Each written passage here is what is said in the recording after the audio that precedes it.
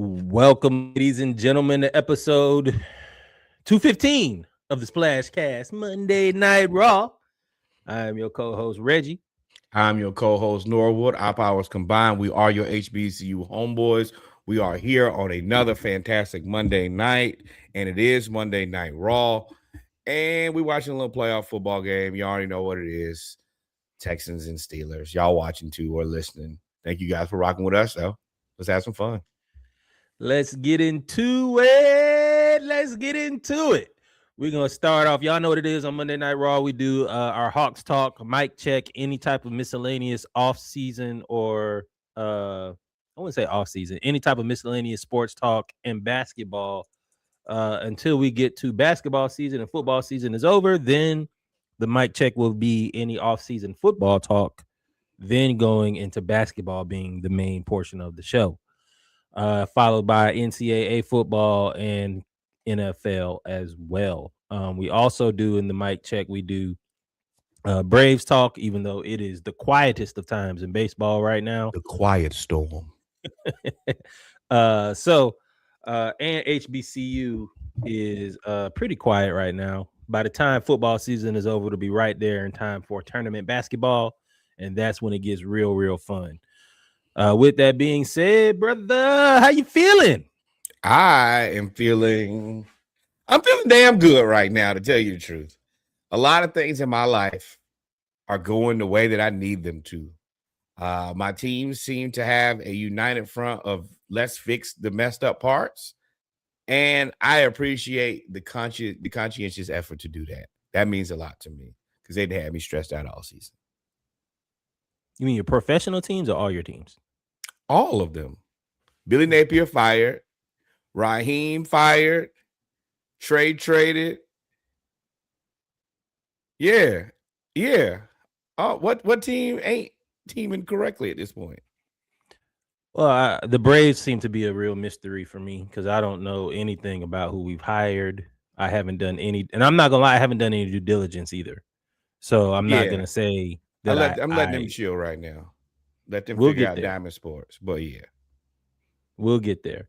So we don't really have any quick hits. We're gonna go straight into Hawks talk. This has dominated the last month of basketball lore. Of basketball season with all the Trae Young trade, speculation, all of how the Hawks are playing, et cetera.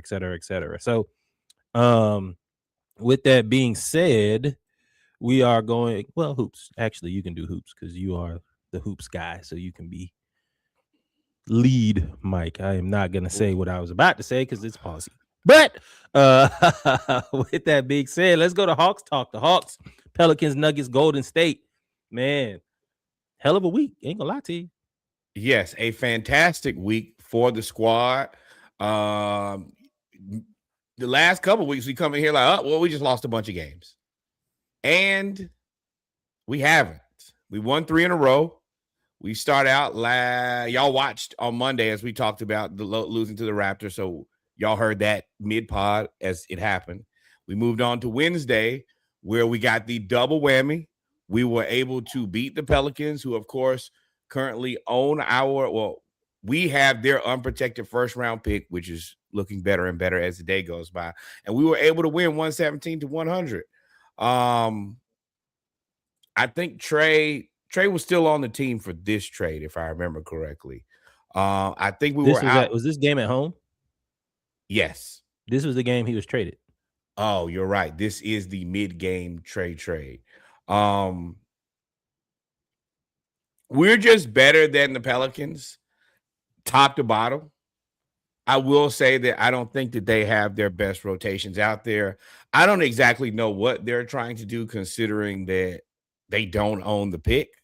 It seems like they should try harder to win, but I don't know what they're going to do. They can try harder to win. I think the Pelicans are in an interesting scenario where they have to play Zion and they have to feature Zion in order to try to trade Zion in order to try to get something in return. Zion can, and I know people forget this, he can be cut for nothing. And them continuously trying to figure out what to do with Zion, and then even afterwards going in and saying he's untouchable. I don't think that they have a plan, and if they do, the plan is very bad. The Pelicans clearly don't know what they're doing. This was also Derek Queen game where he promised retribution to us after we traded him. And bro, let's be real. No offense. I think you're a really good basketball player, but we wanted Asa Newell.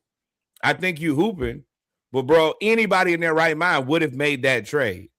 Your team got hustled, but also don't be putting no vendetta out on my team and then go and score 6 points and 10 good rebounds. I was about to say there was no retribution in that game. You went 3 of 9 from the field. Y'all lost by 17, brother. Wrong. Right idea, wrong team. Well, it was this game. Now that I have, let me make sure. Let me get my stats up. This game really, I'm excited, and this will be the one of my points for the entire road trip that we've had. Is we finally playing Mo Gay. Derek Queen came in there. Mo Gay, Muhammad Gay is what I should say. 31 minutes, 10 points, 11 rebounds, six assists. I believe his plus minus was plus 27 for this game. So at this point, and then this is just the beginning because it happened in the Nuggets game, it happened in Golden State, and I understand the rosters. Bro, you put him in, and whoever is scoring is it. And Derek Queen found out. That's the one thing that I wish Quinn did more is, I gotta say, every week, use him as a fire extinguisher. If somebody heats up, especially with the additional depth we have now with Kispert and CJ, hey, if they on fire, take whoever getting their ass cooked, come on out of the game, no problem. We got a guy for that. Cut their water off. And he does that every time.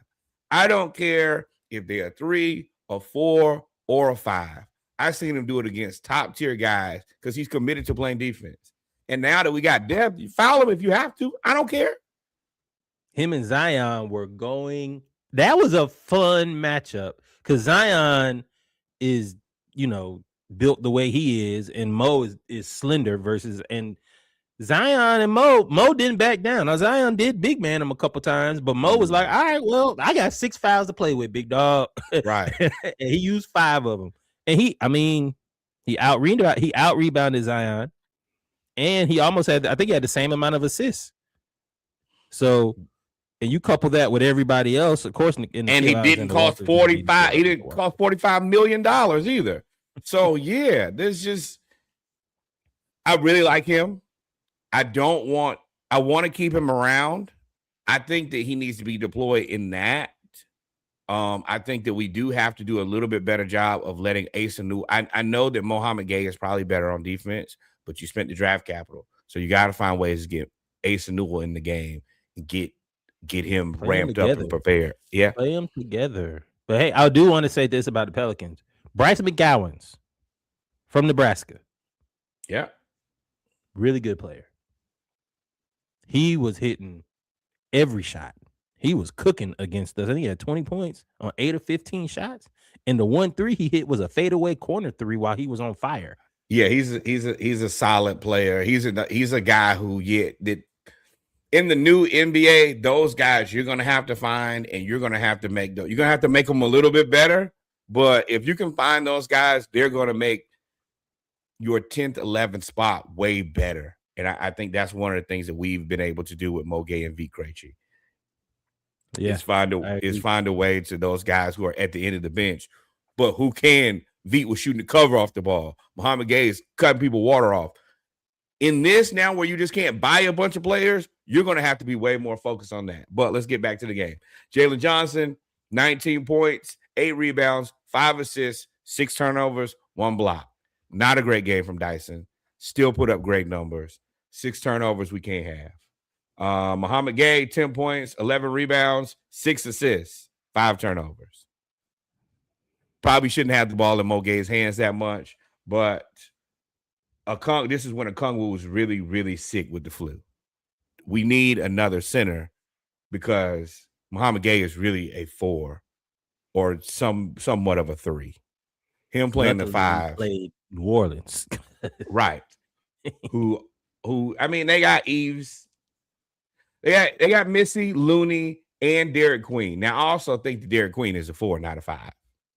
Yeah. I think everybody in this game was a 4. Every person that played center in this game. Nah, Looney and Missy are definitely 5s. Oh, I forgot they got Missy. Yeah. Yeah. I think that Zion being there is in the way of Missy being better. Because remember, last year, Missy was in the conversation for Rookie of the Year. Now it's like, but yes, number 1, cut Zion. Reese Shea, 25 points, 8 of 13, 79 from 3. He got going late. Heard y'all talking. I'm gonna tell y'all, everybody after they traded Trae, everybody who was in the conversation for getting traded said, "Hey, you want to send me to Washington?" Nah, you're not gonna Cam Reddish me, brother. No way. Not gonna send me to Dallas. Right. Nikhil, 6 of 18, 2 of 12, 6 rebounds, 6 assists, 1 turnover. Not the greatest shooting night, 2 of 12 from 3. Just that ain't it. But he's kind of our volume shooter now. And before the addition of CJ and Corey, in really just the addition of CJ, when the shot clock got low, it's throw the ball to him conversation. It's nobody else. Here you go, fix it. And he's done a really good job of fixing it late in the shot clock. Dyson Daniels. He's uber clutch. He was having a horrible shooting night, and then the Pelicans cut it to like 6 or 8, and then he was like 3-point play 2. I was like, oh, okay, well, short memory, and he's just like, nah, I'm good. Just if y'all scared to shoot it, I'll shoot it. And Jay, like, I can't shoot all of the shots, and everybody else, their confidence isn't like, okay, give me the ball, especially like Dyson, Reese Shea before this night, and Mo Gay, they're more defensive facing players. So yeah, Nikhil is like, well, one thing I ain't afraid to do is shoot it. And if I miss it, well, I missed it. And we already up. We kind of winning this game anyway. I can afford it.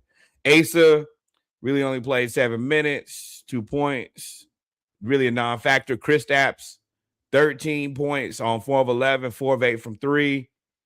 We need more from him, but solid. And in a game like this, he's a world beater. When they don't really have any dominant bigs, if you can get 20 minutes out of him, he's going to win handily because there's nobody tall enough and that can space the floor. Keaton didn't play. Embiid, 19 minutes, 5 points, 2 of 5, 1 of 3 from 3. He ain't been playing great lately, but that's what you get in a guy that you're paying scholarship money to. Some nights it's going to be great. Some nights it's not. And this night it wasn't. But we beat them handily. Every quarter except for the fourth quarter. And the only reason we didn't win in the fourth quarter because it was garbage time. Yeah. So I think the big story out of that one, really nobody really cared, is that Trae got traded pretty much in the second quarter. He stayed for the rest of the game until the game was pretty much put away, dapped everybody up, and left, packed a bag, and flew to Washington and was there the next day. So that was Trae's goodbye game. And we'll talk more about that after we get through these next 2 games. I think that was he's going through some image rehab right now. I think it's wise. But yeah, just the way that he left the game, that was good. I think for the way that we were able to part ways on both sides. It wasn't a knockdown drag out. It doesn't look like what it's probably going to look like in Memphis. It was just a mutual dissolution. Right. So let's wait till we get to the feelings a week later. Talk about the Nuggets and the Warriors. Okay. And how you have it. Yeah. Next up, we beat. Now, this is a Nuggets team without Joker, but they did have Aaron Gordon. They did have Jamal Murray, who is playing his ass off. Christian Braun is back. No, Jamal Murray didn't play. And Peyton Watson has shown up and is now a 20-point-a-game guy. I don't know. I always thought he was good. I didn't think he was that good, but he gave us 25 points, 9 of 19, 11 rebounds, 4 assists. He did have 5 turnovers. But this was another extremely balanced game from us. Okongwu, 15 points, 5 rebounds, 5 assists, 2 steals, 1 block. His ability to pass in the short roll is something that we haven't had, to my recollection. Like, it is night and day between what, as much as I appreciate what Clint gave us, and still wouldn't mind if we could bring Clint back now as like a third center, but what Okongwu does in the ability to pass, especially with him and Jalen. If things really break down, Jalen feels very comfortable. Hey, man, me and you just pick and roll. And we can both pick and pop, and we can both roll. Like, we can do whatever. And it's almost impossible for people to guard. Jalen Johnson, monster game here, 29 points, 9 rebounds, 6 assists, only 2 turnovers, 1 steal, 1 block. Nikhil, 22 points, 8 rebounds, 3 assists. Veet, boy, it was terrible. Oh, for everything. Dyson, 17, 11, and 10, 4 steals, and this was his first triple-double, which is hard to believe. Yeah, this game, from what I saw, this was Okongwu settled everything down. He was still obviously sick, I think, and I don't think we had but him and Newell, and he played 35 points after being sick, and he played about as well as he can. Jalen Johnson is developing that killer instinct.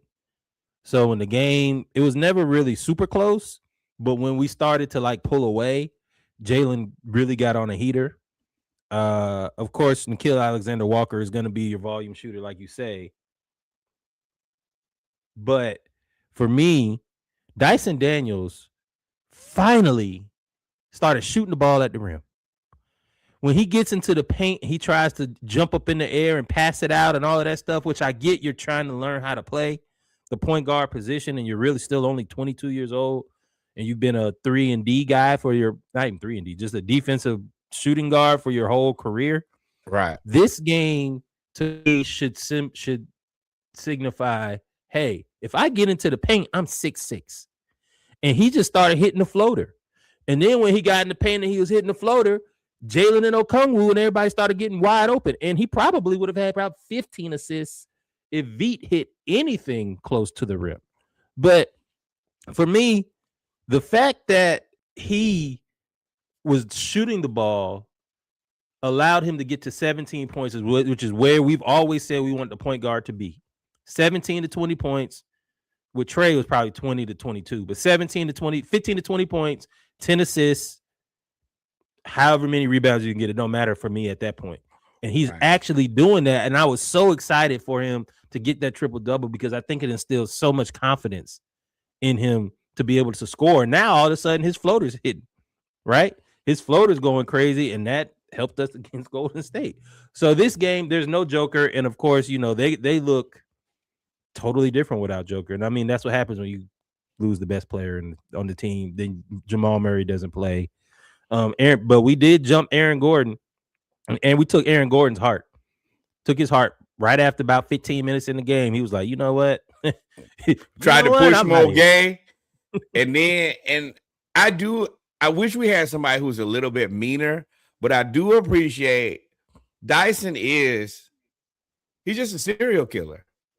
He gonna wait for something to happen, and then he immediately gonna make a beeline. He walked right over, like, hey, bro, what are you doing? And he looked him in the face like, hey, man, we're not doing that. And you know, Aaron Gordon didn't really have a lot to say. I think at that point he kind of figured out, oh, you know what? I'm kind of stuck here. And I think Aaron Gordon ended up with again with the, what do you call it? The fire extinguisher, the turn you off, the water faucet, whatever. Mo Gay came in and he's the young kid that plays when you were playing basketball, he's a young kid that plays and he has all the energy. And he's just like, I'm here to prove it. And I'm really here to prove it because I came through NBA Africa development. So I'm really here to prove it. And Right. I'm going to play in the way that he's getting on the court. And I think he's figured it out is the way that I'm going to get on the court is hustle and defense. And then, eventually he'll start hitting the corner three. I don't know. He was 0 for 1. They didn't really take any shots. But once if he can start hitting the corner three, he's carved out a niche in the NBA. And I think he's embraced. So, I mean, shout out, man. That was a great game. I'm just happy we beat the team we're supposed to beat. That's what we never did as Yes. It's also now way more difficult to find a person to pick on. It's not one person who you can say, oh, he's toast. Just get him every time. And I mean, especially that's what the Raptors are, essentially. Right. V's not a great defender, but he tries really hard, and he's tall. So, yeah, he's 6'8". And he plays opportunistic basketball. He's like, okay, I might not be the most lockdown guy. What does that mean for me? I got to dive on the ground. If I got to play the passing lanes. I got to try whatever I can do because I'm still on scholarship. So he's motivated. I got to try on defense. And when you have everybody trying on defense, this team is going to be good. We're going to have to turn people over. We're going to have to play fast and in transition to be successful. But with everybody trying on defense and being roughly the same size, it does make that easier. Mm-hmm. And you know who found that out? The Golden State Warriors. This was the first game that we had CJ and Corey Kispert. In this game, this was just yesterday. This is what I think they want it to look like. You got, my biggest thing, and I wish I could just call Quinn and tell him is, bro, you don't have to play 9 people. You can play 10 people. It is perfectly fine for you to play 10 guys. I know that's not what you want to do. I don't know why it's not, but that's why you have a good team and you have depth, is that for injuries, and we could just stay fresher than a lot of teams if we play all of our guys. And I want to develop Asa. So I'm glad he got to play in the second quarter. I would have much rather prefer he play in the first. But let me give y'all a little rundown of how everything broke out. What up, Sneak? We on Hawks Talk. You know what it is, man. Hawks Talk, college football, pro football. So you ain't missed much yet. Right. Okongwu, once again, 18 and 12 and 8. I'm going to say that for y'all, for the people in the back. 18 points, 12 rebounds, 8 assists. Hey, man, and 2 steals. Stop talking about trading him. He's on a $20 million contract. And when healthy, he is fantastic. Don't bring it up. Don't think about it. It's over. If anything, even if we got a big that was really good, maybe he goes back to the bench. But Trae, not a chance. I don't know, man. His passing is keeping him from being on the bench. His passing at the top of the key. He didn't belong on the bench. If you watch the game, he basically was doing what Draymond did on offense. Get to the top of the key, distribute, throw it to Jalen on the elbow. If it doesn't work with that, at the end of the day, you can still pass it out to me because I'm still a 40% 3-point, or 35% 3-point shooter. I think he was at 51 at the peak, but No, that was Asa. That was at 51.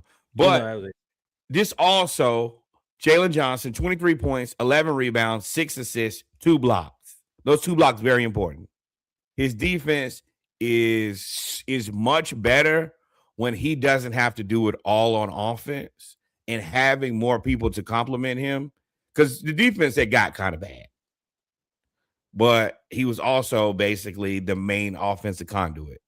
Now we've balanced out again, and you don't have to run all the offense through Jalen. Nickeil Alexander-Walker, 24 points, 2 rebounds, 2 assists, 3 steals. Veet, another rough night. He only was in there for 20 minutes, 5 points, 5 rebounds. I appreciate the hustle. Even if that was always my thing. You might not always have the night, but on the nights that you don't have it, find something else to do on the floor other than just be awful. Who else? Luke Kennard, 8 of 11, 6 of 9.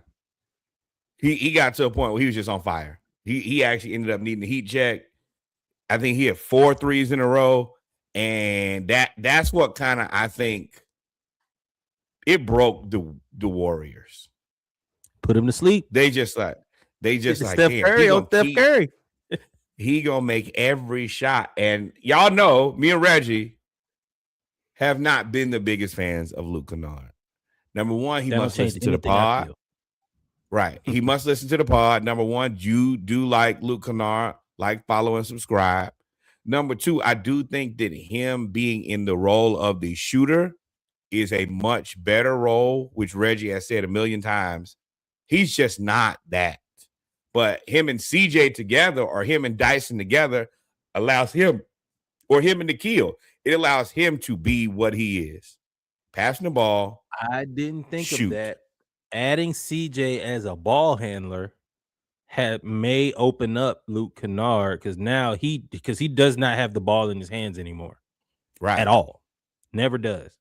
No reason to. If Dyson is on the court, Nikhil is on the court, or CJ is on the court, hey, pass it. You'll get it back. We don't have anybody who's nobody wants to hold the ball here.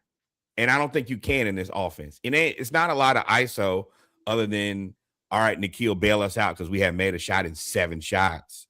Or Jalen, hey, it's time for you to go to the hole because we ain't made a shot in 7 shots. But outside of that, if you want a shot, it'll be there. And Luke, a lot of that was him not shooting the shots that he was supposed to shoot, and people getting pissed off like, bro, we pay you to shoot and you're not shooting. Yep. I agree. Who else? CJ, 12 points, 4 assists. He was a plus 19. He's a high man. Shooting was okay, but he's an adult, and you can tell immediately. I don't have to have the ball. I can have the ball if we need it. I'm not going to get crushed on defense. I'm not a great defender, but I'm just tall enough to kind of be in the way. And I told Reggie this in pre-production. We were able to do something that we've been subjected to for so long.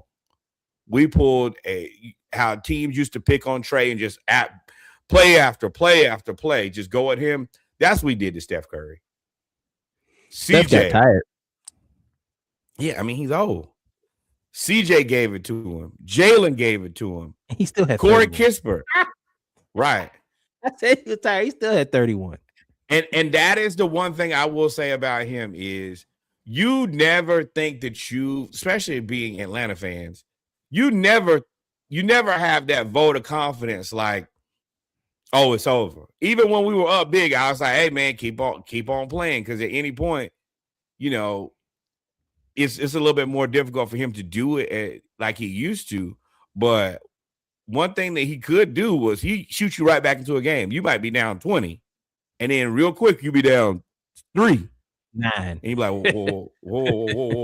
What did I miss?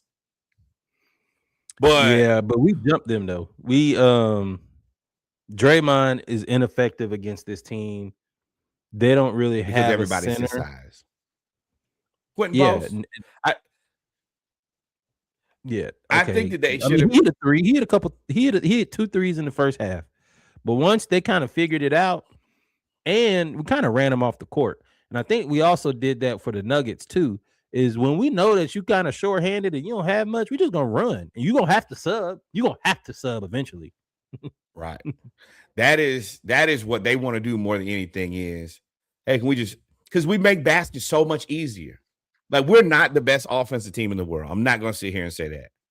But what we can do in transition is, number one, we'll dunk every time. Take off. And that's that bounce pass CJ threw, boom. Jalen right down the middle. Nobody going to sacrifice their life for that. Draymond for the 41st game of the season, especially not them guys. Jimmy not, hell no. Draymond not, and Steph sure as hell not. So hey, young man, Jimmy, you got it. I hate Jimmy, but he was cooking though. He was cooking. Jalen and Jimmy got into it in the first quarter, And I was like, okay, they're gonna go at it the whole game. And they did, but Jimmy just ain't had no backup. Right. Jimmy's a necessary evil. You're right. It is. He's not SGA, but he's SGA like, and this is the Warriors, so they're going to get calls. And now we don't have Trae. There's nobody that people respect on this team, so we're not going to get a single call. And I've seen that, man. And that is what it is. But I will tell you one thing that people didn't notice. You want to know how many turnovers we had for this game? 7. Yeah, for the entire game. 7 turnovers for an entire game. That means you got ball control. No turnovers means that really increases your probability of winning a game. Now, I also think that I don't know why Steve Kerr hates Jonathan Kuminga. And I don't know why the Warriors are so intent on keeping him. His camp has communicated that if y'all not going to play me for real and y'all not going to respect me, I'm just not going to play. And I think that everybody, they're trying to get him moved. But it's like, we just saw, if you want to move somebody, they can be moved. And yeah, but they need stuff back. They can't.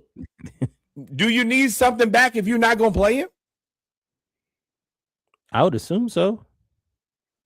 My thing is you could have traded him. He's clearly wanted to leave for over a year now, and you guys won't help facilitate that.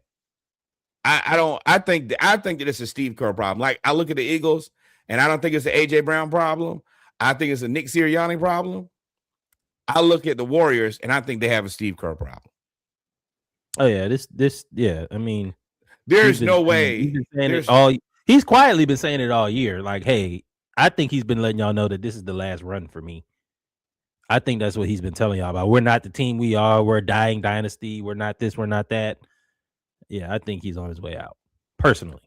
But, like, watching Vik Krejci play and then Jonathan Kuminga not be able to get on the court, that's egregious. I mean, you can send Kuminga this way. 1,000%. Right. You want Corey? I mean, I think Corey Kispert could be solid, but he can go. He can go. All right. Matter of fact, you get Corey Kispert and Luke Kennard. Give them both. What you need? Yeah. But just not playing Kuminga in this game specifically, where we don't, we didn't have a lot of size. He's just as tall as everybody else. This would have been a good game for him to kind of, be able to do his thing, honestly. So I don't know what the Warriors got going on. It does not look like the best place to be right now, but that also isn't our problem. Now I want to progress the conversation a little bit. It's been a couple days. Trae's gone now. How you feel? It was the best thing for everybody involved.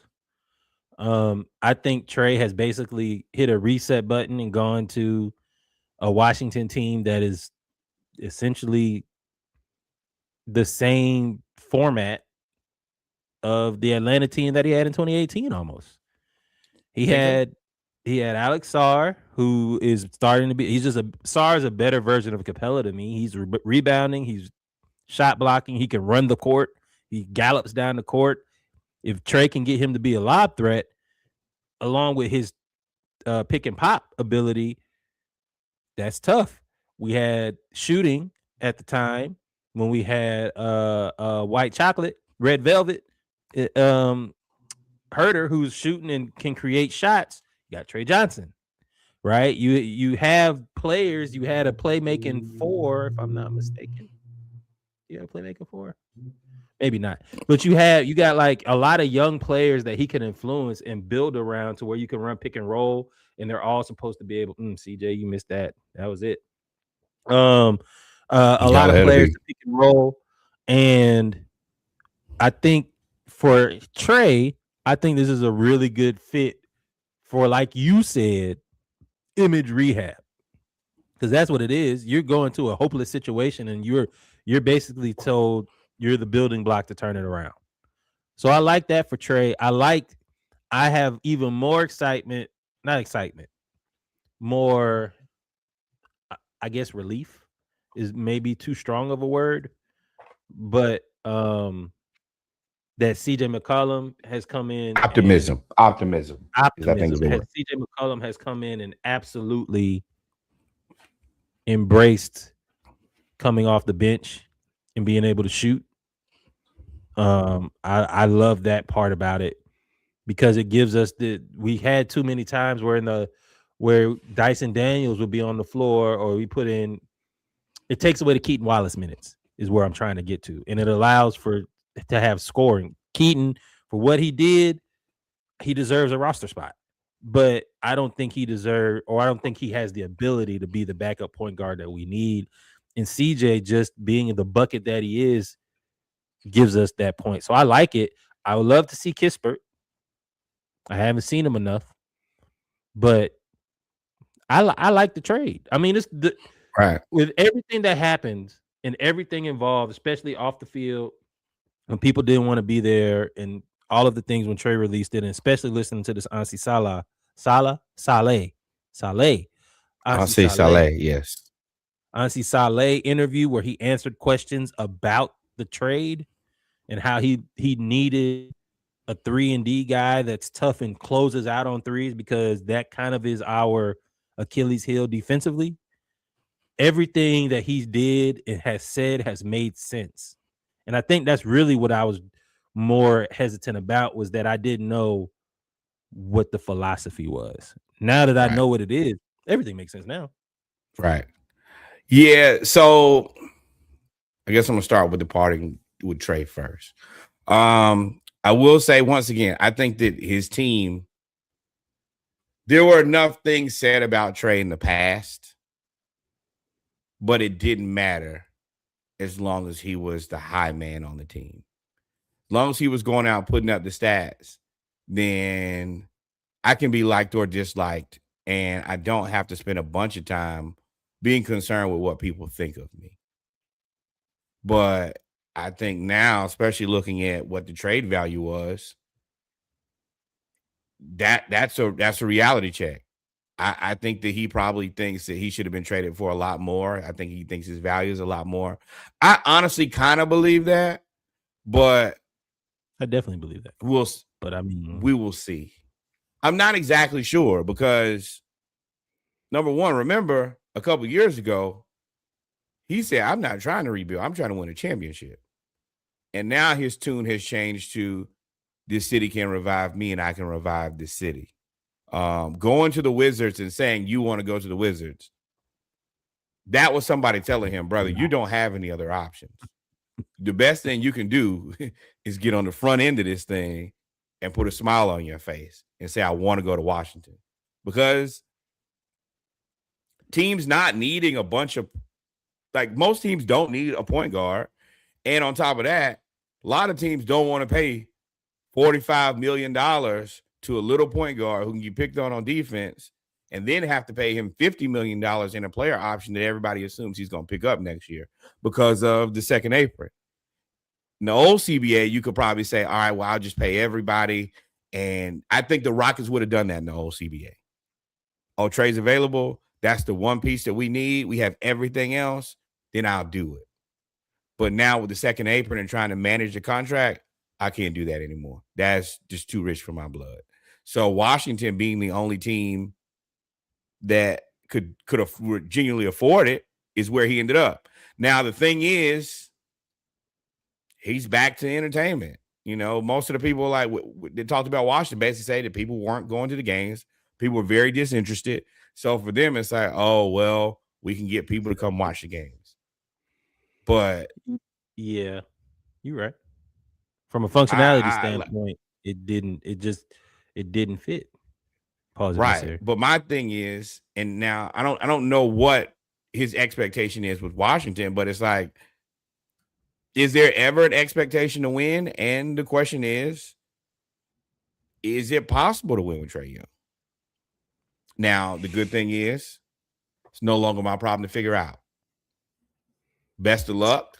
I'll be watching because I know that when him and Alexander Sarr play, it's going to be entertaining. He got a rim runner that should be very good to watch. And one thing about him is he's going to be motivated to prove people wrong. That's one thing he has. He's going to give us 50. There's no shortage of motivation. That's one thing I did like about him was he believed in himself. And if you got to pay what you owe. Yeah. Now moving on to CJ and Corey Kispert. Like you said, listen to Ansi Sala. These are the guys that he wants. First thing he said was CJ's leadership and his ability to score. Built in the room. Exactly. So you got him. I'm gonna tell y'all, I think the CJ is going to be here unless he chooses to leave. I think Ansi picked him. About the extension. A $20 million 1-year extension just to see. I think 2 years, 30 million, maybe 40 million. Which would be like $15-20 million a year for clarity's sake, not $40 million a year, Lord. But I think that this is a good place for CJ to be at this point in his career. I think that he looks at this team and say, I don't have to do a lot of work. And shit, I've been with the Wizards. I don't know if a lot of people saw the joy in his face. You could tell he was happy. Oh, we winning. I'm going to go play and win games again. They on a 3-game winning streak. So I think that was good. I really like the Corey Kispert pick. He looks older than he is. He only been in the league 4 years. He just looked like he'd been in the league. He was like that. Didn't he come from Gonzaga? Yeah, he was up there with the dancing bear and what's the other tall Gonzaga-like player? Chet, Drew Timmy, not Drew Timmy. I know you're talking about though. They all kind of look the same minus Chet. Yeah, they all. He was up there with them. They all got like handlebar mustaches, right? Stuff like that. The handlebar mustache crews. That's what he was a part of. But I think that he's going to be an active player. He looked kind of brawling. He looked kind of strong, and I think that we can. He's tough. We can afford that. They say he's one of the best cutters in the league, which is great when you have passing bigs. That means we're gonna get shots at the rim. And his ability to just, close out on the three. He said that 3 times in talking about Kispert. Right. Close out on the 3. If y'all, I want to set the expectation for y'all. Do not expect this. Like, Ansi Saleh is very clearly a methodical, patient person. He started with the Spurs. He went to the Warriors. They're not going to be sweeping moves unless you can get Kevin Durant. I want to prepare y'all for that. He said very loudly, we do the majority of our work in the draft. What that also meant is, don't call me about that Pelicans pick. I'm not talking to you. Essentially, he basically told y'all, like, look, don't waste my time. Spurs, I've never traded a first round pick while I was with the Spurs. I don't think, yeah. So don't think that. I think that to me also quells the Anthony Davis conversation. That's where I was going next. Yeah, that for sure does not go into what I've seen from Ansi Saleh so far. Is the quick swing to try to push us into immediate contention. I think that's the reason I kept telling Reggie. I was like, man, I don't think he really would do that. I think that Dallas is doing what they can to try to get him out there. Pressure, media pressure. Exactly. Is Atlanta's interested? Not if y'all really know what Atlanta's about. They're not interested in that. That is the furthest thing from their mind is Anthony Davis and his 13 groin injuries. And he said multiple times, he mentioned 3 players that were all rumored to be in that trade. Now that we understand, or we assume that Clutch Sports was kind of negotiating via the media, there was a mention of Asa, a mention of Z, and loose mention of OO and Mo. A combination. I like all my players. Salah said, look, I like OO. I like to see what he's doing. He's doing everything for us. He's great. Zachary Ricochet, we love him. Ace is playing well, and we want to see what Mo and Asa can do, which is something else that I like about Ansi. Hey, Quinn, you not Nate. You're gonna play these young fellas. We're not Right. sending them to the G League. They good enough to be here. You gonna play them. We gonna see what we got before we make a decision. And Right. the fact that he came from Golden State and San Antonio, I told you in pre-productions, the fact that he came from San Antonio surprised me. I thought he came straight from Golden State. I was like, oh, well, everything makes sense now. I'm not going after AD. I'm not making any rash moves. He even said, look, we want to win this year, but we're not about to mortgage our future to win this year. No, everything is, I got that Pelicans draft pick because I was able to rob Joe Dumars. Yeah. But this is the thing that I also want people to understand is the thing that I think that this season that we have to prove, and I think that we should do it relatively easy, is we could be as good as the expectation was with Trae Young without Trae Young. We're going to be, I think that we could be at least 500 or better than 500. We ain't been that since COVID. And y'all remember when COVID was. So if we could just get to that bar, right? If we could just get to that bar, then what do we need to pay him $50 million next year for? If I could do that with Corey Kispert and CJ McCollum. I do think there's some gamesmanship. I don't think he said he loves everything KP's doing despite his availability. And I think that was some bullshit. I think he liked KP for being tall, but I don't. I think I think that KP I think the KP shows there is an opportunity. Like, if we could find that guy and another guy and they play all the time. Now, well, I mean, that's the other part. That's the reason he's the unicorn, is that those people don't exist. But I think that if you can kind of combine what you get in the draft pick and maybe with them, like, we're kind of set right now. KP can expire. I think that we're going to draft I think we're either going to get the Caleb kid from North Carolina or AJ DeBanza. I don't think we will go after a guard. And the only guard that I think we will go after, I don't think Peterson's going to be available for us. And he has hamstring issues, which scares a lot of people. Right. So, right.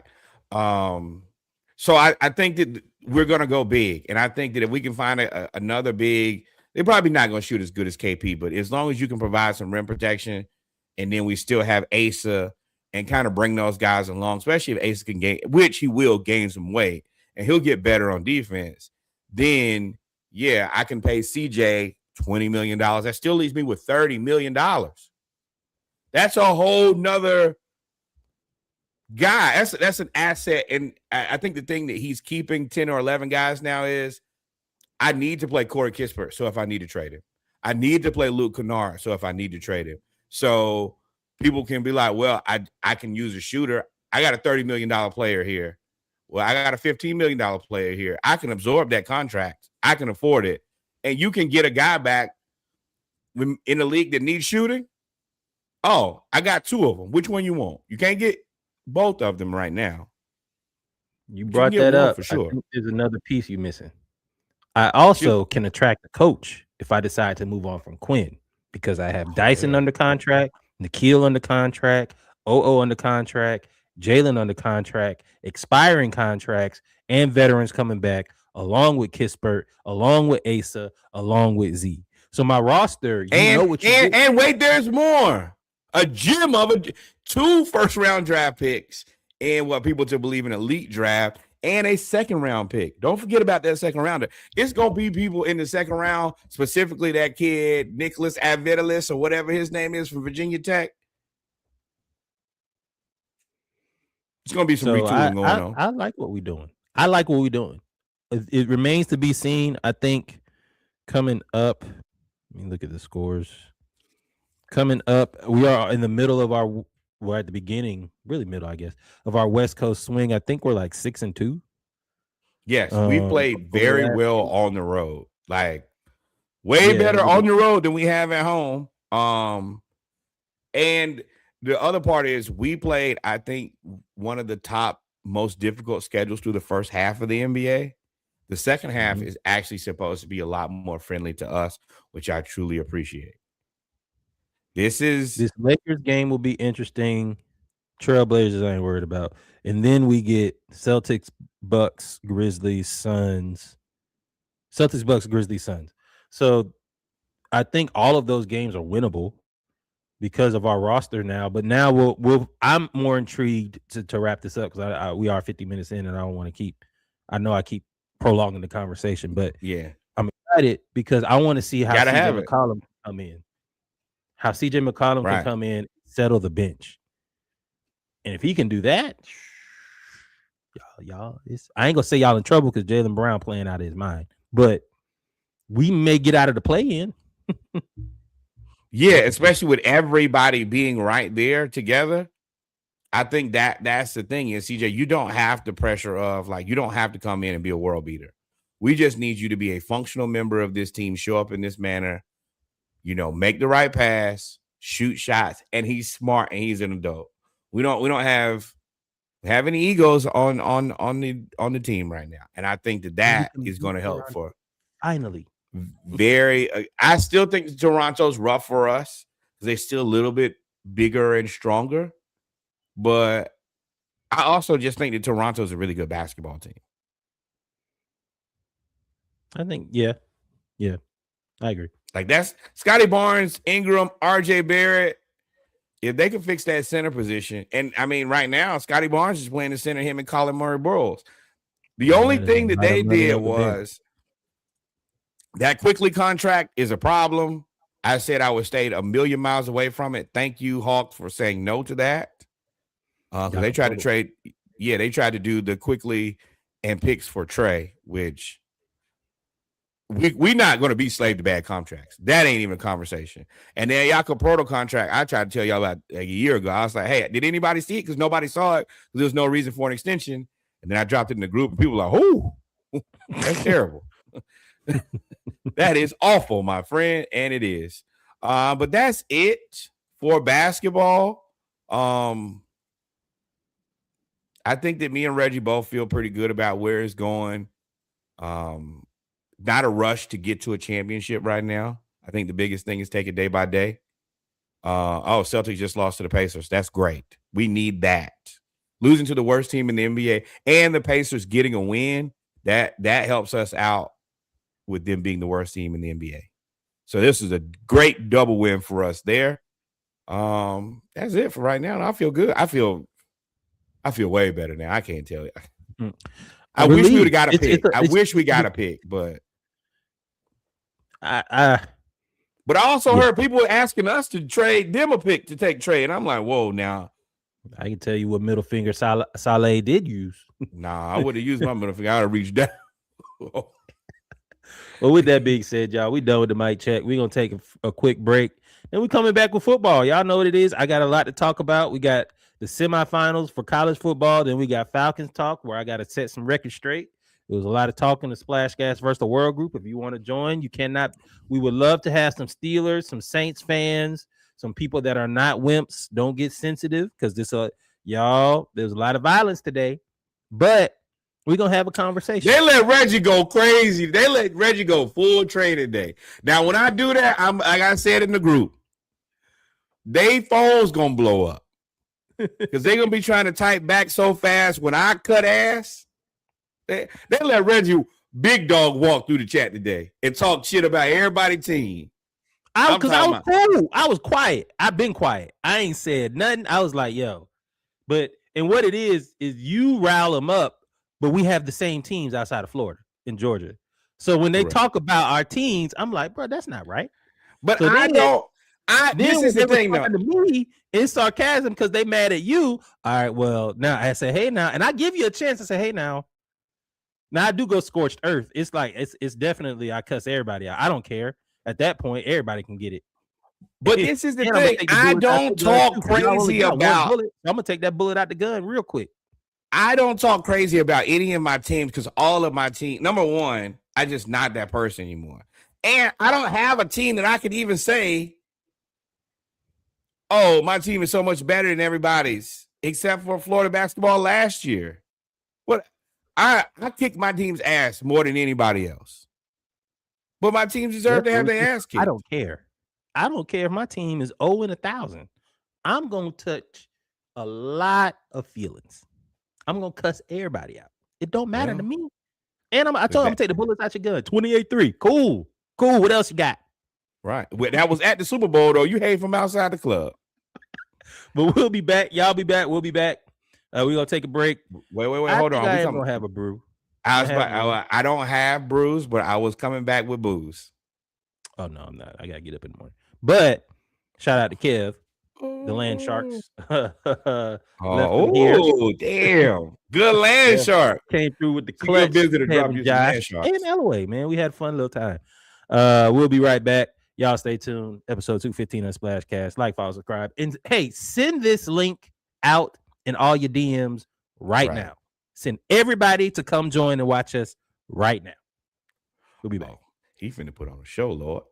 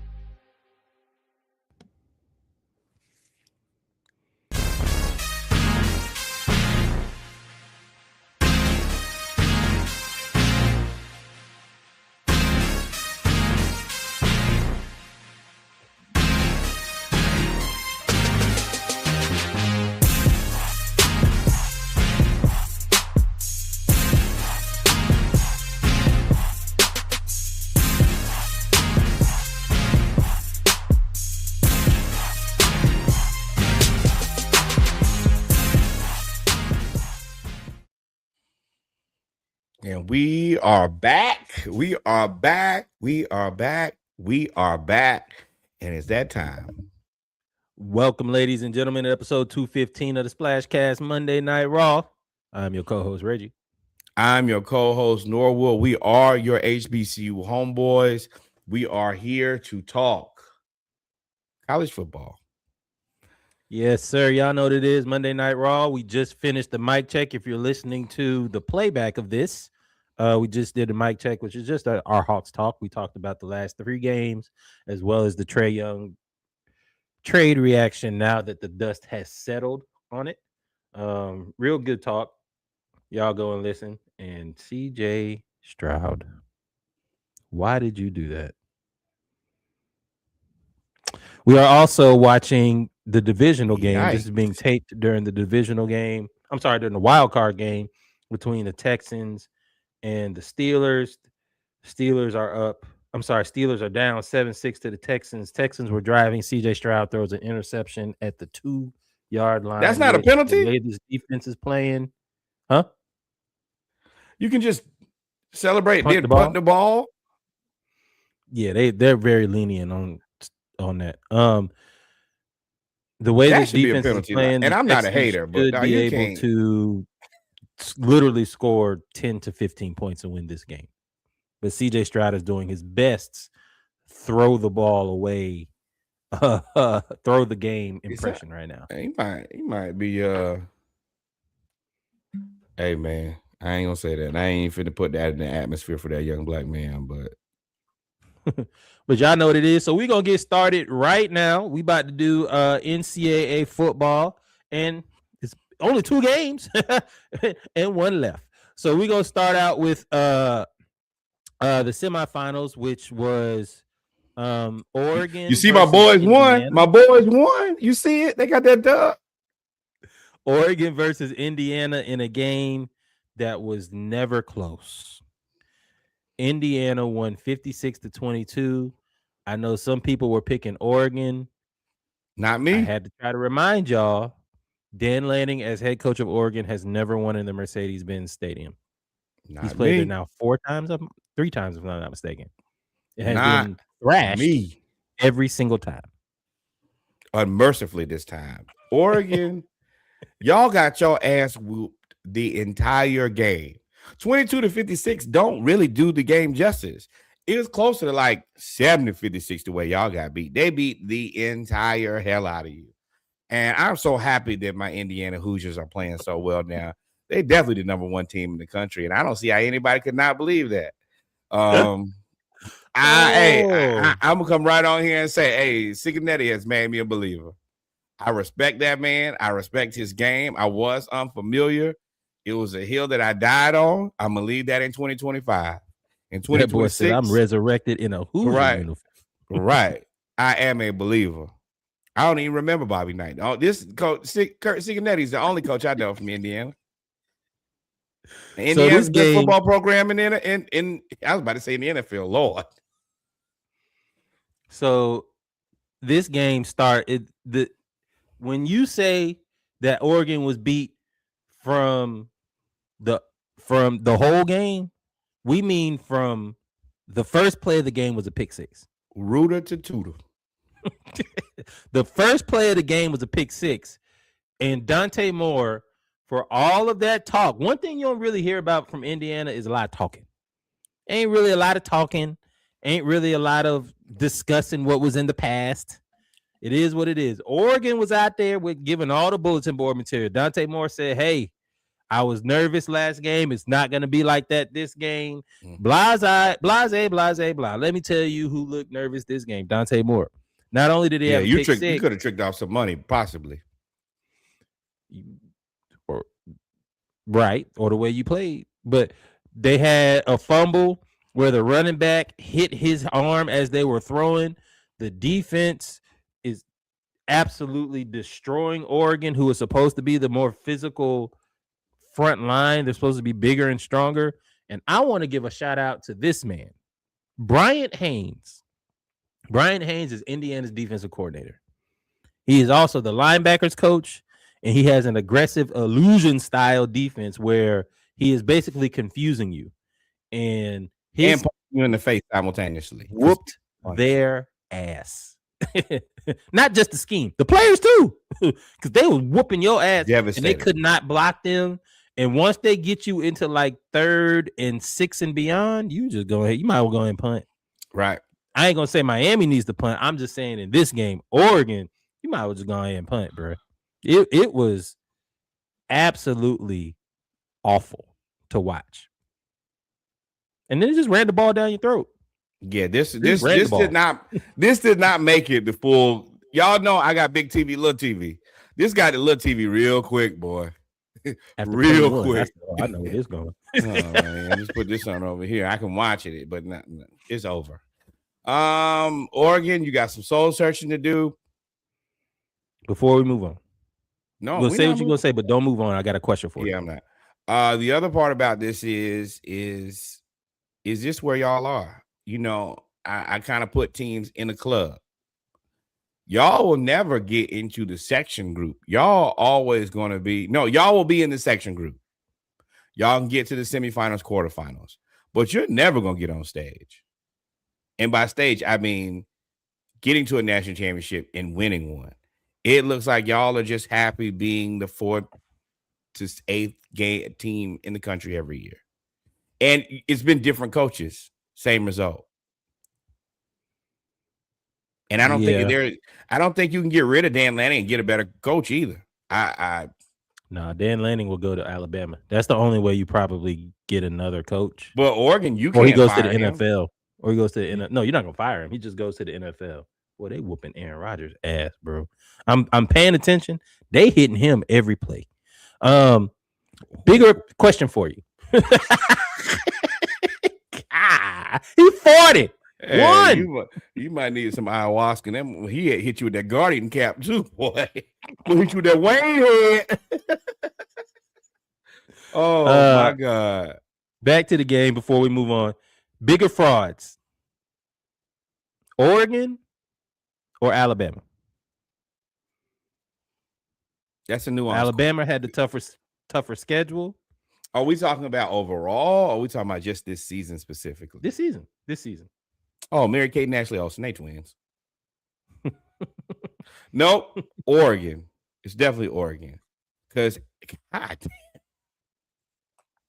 They will pour all the land sharks into the goblet of fire. Oregon, for sure. Like, Bama had questions going in. Are they even a playoff team? That was never a question for Oregon. So, Alabama getting in there and then being not as good as advertised. I always told you how I felt about Ty Simpson, but I didn't think that the running game would just be that weak. Oregon had the facade of we're going to be there all season to not be there. I think Alabama played a tougher schedule. And I know y'all gonna hate on the SEC and all that other stuff that y'all be crying about in the group chat. But if you look at the schedule, Oregon ain't play nobody. They ain't really play nobody other than Indiana. But there's no difference to me between Oregon. Don't matter anymore, Reggie, because Indiana clearly proves you don't have to play anybody all season, and you can still be ready to punch people in the face as soon as it's time to. Yeah, Ohio State, Alabama, Oregon. Ask people. I mean, I'm going to be honest. That's the only thing I know how to do. Do I think the Indiana played a weak ass regular season schedule? Absolutely. Have they shown what it's taken between the conference championship and the playoffs? Absolutely. This team is good as advertised. I still don't think I was wrong for not believing in them. But once again, once you've given me the proof, I have to believe you. I don't know. They've lost one game in 2 years. If there were any other team that had done that, I think you would have believed in them. Yeah, but I would have to go back and look at the schedule from last year. But I think the schedule was very similar. I don't think that would matter. I think if any other team, I could be wrong. I'm telling you what I think of you. So of course you know you better than anybody else. Right. But I think if any other team goes 21, 24-1, then I don't know. Whatever they are, I think you would give them way more respect than you did. If Illinois did that, I would have said the same thing about Illinois, because I ultimately thought the Indiana and Illinois were the same team. Oh, if Illinois did 60, if Illinois, whatever that was, told me that they were nowhere near each other. But what I'm saying is, had Illinois played the season they had last year, the Indiana had, and then played it again, I would be saying the same thing about it. 1,000%. I would have said the same thing about Illinois. 1,000,000%. That's fair. And Mendoza, man, he's efficient. He is the Sheldon Cooper Big Bang Theory reference, and there's a reason I use Sheldon Cooper because they are the same person. Get out of there. Get out of there. They are the same person, and he has a laser focus. I love the story of his parents. I almost shed a tear when they said his dad doesn't stand up because his mom can't because of her condition. So when they celebrate, they seem like good people. I will give them that. I was already a little drunk, so I was like, man, why y'all do that? I had to go hit the punching bag a couple times. But Shout out. Ain't really nothing to talk about with this one. There's nothing about Oregon that we could talk about this game. There was nothing about Oregon that we saw that was good. Nothing. And I think that means it's time to move on. Now Norwood was right. I gotta give you your credit. You said get your wings, get your beer, make sure you are sedentary for this game because Ole Miss versus Miami was a barn burner. And Miami pulled it out 31-27. And it was a great game. With a questionable pass interference call at the very end of that game that I'm sure it was pass interference.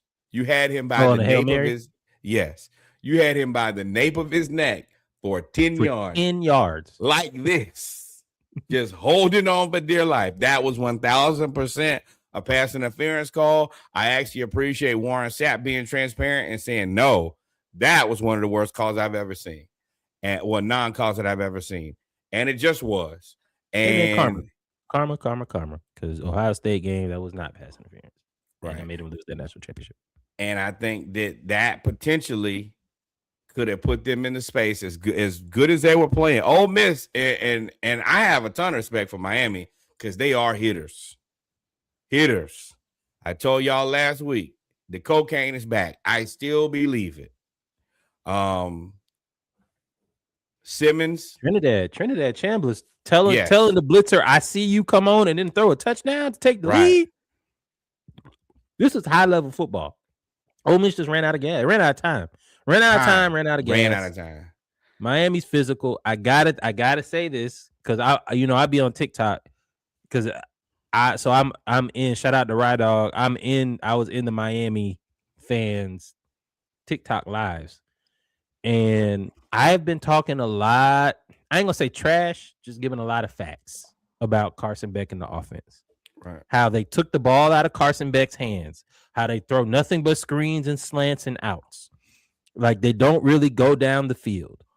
And we've been waiting for a Carson Beck game, to be completely honest. I'm not going to sugarcoat and tell y'all that we've been waiting on it. And they did, essentially. They for most of the game, they ran the ball and got into third and short. And really, this game was a defensive game until like the midway through the third quarter. Then it just turned up. But like for the first half, it was kind of a defensive game. Miami tried to out physical Ole Miss, and Ole Miss said no. And then Ole Miss tried to go hyper speed, and Miami said no. But I got to give it to Carson Beck. He came through in the clutch. Downfield throws, deep passes in the second half. And then when all else fails, just give it to Tony. You can get it to Tony. He gonna make it. Hey man, the Tony brothers have done great for Florida football. Kadarius at Florida, Malachi at Miami. Kudos. Shout out to y'all, mama. Are they brothers? I thought they were cousins.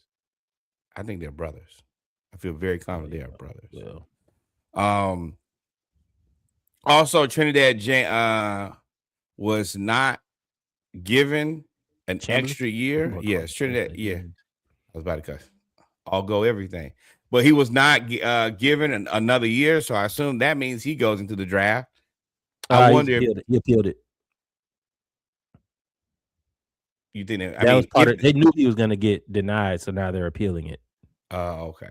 I mean, either way, but I mean, I think that he should be a solid draft prospect in this draft specifically, where there are not a lot of quarterbacks. 5'10". Like he's 5'10", 5. He like Russell Wilson, essentially. Hey, you see how that worked out? I mean, it works. Kyler Toole. I mean, he's cheaper. I think that there's at least, and once again, I'll take him as a backup. You never know quarterbacks, you need them. And then if you get in the right system, and by the right system, I mean, if you get to the Rams or Frisco, you'll be a world beater. I don't care who you are. He big. He tall as Brock Purdy. Yeah, but right. I mean, you can't go now. You'll definitely be a backup because we'll get to it. Brock cooking. Right. I was talking about with the Rams. The Rams. Oh, with the Rams. Yes. Well, Yeah. He's not long for, they for got this steady. NFL. He got steady. And Matt gonna look out for Stet right now. So McVay didn't become a kingmaker by emotions. You understand relationships. Yeah, Steady there yeah. because of UGA. He's also from Georgia, where McVay was player of the year. Oh, yeah, about that. So there's that. Yeah. So now this sets up Ole Miss versus Indiana. Punch fest, baby. We gonna punch on each other. Old school slobber knocker football, bro. We gonna hit you, and you gonna. This basically a boxing match. This heavyweight fight from the 80s. We don't really have any razzle dazzle. Neither of these teams ran any type of trick plays. There was no double reverse pass. None of that. We run dive, sweep, play action, screen. That's what we running. And I can't wait because Miami's offensive line is massive. They have 6'9", number 70, who's like 375 pounds. And they have to go against this illusion defense for Indiana that confuses everybody. But the way that you beat confusion is run right at them. We came to fight. I can't wait for it. You have the veteran team versus the team that's not supposed to be there, according to some people, and more physical team. Wait, which team is not supposed to be there? I feel like there are people who believe that neither one of these teams is supposed to be here. Miami. Everybody, people still think that some people think Notre Dame deserved it over Miami. But you can't say that now. They in the national championship game. And I do not believe Notre Dame would have made the national championship game. I think that Notre Dame and Oregon are cousins. Y'all gonna get here and trick it off like you always do. Yeah. Indiana's the veteran team, 42 players, 23 or 24 years old. The average player, they are basically a semi-pro team. The average age of this team is 23 years old. They are the portal fail. And then Miami has all the Florida guys. They got a lot of people to stay home. Are you talking about the same portal that Dabo Swinney said he wasn't gonna get in? Huh? The same portal Dabo Swinney said he wasn't gonna get in. Dabo killing the portal while you quiet, while you joking. He's smoking the portal right now. Him and Georgia Tech, but we'll get there. Miami's the more physical team, run oriented behind a big offensive line. They're going to try to impose their will. I'm interested. To me, I do like Miami's offense versus Indiana's defense, but I really want to see Indiana's offense versus a team that is going to hit you in the mouth. I want to see them try to out physical Miami, which is very difficult to do. But that's how they play. These are two teams that don't mind a good fight, and that is a lot of what you want to see. Right. Two people that don't like to fight, that don't mind fight. Right. I got time. Me too. Oh, get back. Move. Let them hit. Let them hit. I don't know who to pick for. We'll do that on Saturday. I got to think about this more. I got to figure out where your angles are to win this game. Like, I got to sit down and look at it. But this is going to be a fun game to watch. If you like football. If you don't like football and you're a casual fan, you might just be here for the vibes, and that's fine. The vibes gonna be immaculate too. Mike Irv gonna make sure the vibes is immaculate. Oh, let me tell you, Mike Irv gonna have you out there. He gonna have you out there. Ooh, OG Irv finna make sure that thing turn up the right way. Cocaina. But that's really it for college football. If you got any other thoughts before you want to move on to Falcons Focus and NFL? Nah, I'm just really happy that my Indiana Hoosiers are playing the best football of any football team in the country.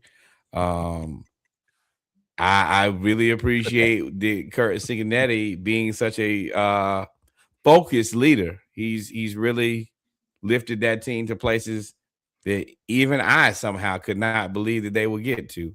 But no, I will say this now that we kind of coming to the end of the season. Indiana has been fun for me. You got to have somebody out there who like, oh no, that's a part of potting for me is being wrong. I know y'all like when I'm wrong. It's funny. The TikToks go up. If I'm crazy or if I'm wrong, the TikToks go up. So that's a part of it. I appreciate them being the team for this year. And I mean, once again, I'm not a fool. If you prove to me that you are who you say you are, I believe you. In Indiana, I do believe you. With that being said, we're going to move on, ladies and gentlemen, to NFL. Y'all know how we do NFL. We do Falcons Focus first, and then we go to the news around the league. We're going to talk about first the All-Pros.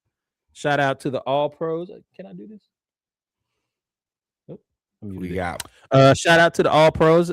Clap, clap, clap, clap, clap. Kyle Pitts, second team All-Pro. Chris Lindstrom, second team All-Pro. Jesse Bates, second team safety All-Pro. Bijan, first team. Y'all know what it is. Should be in the running for MVP, but it is what it is. Bijan, first team All-Pro. I love this.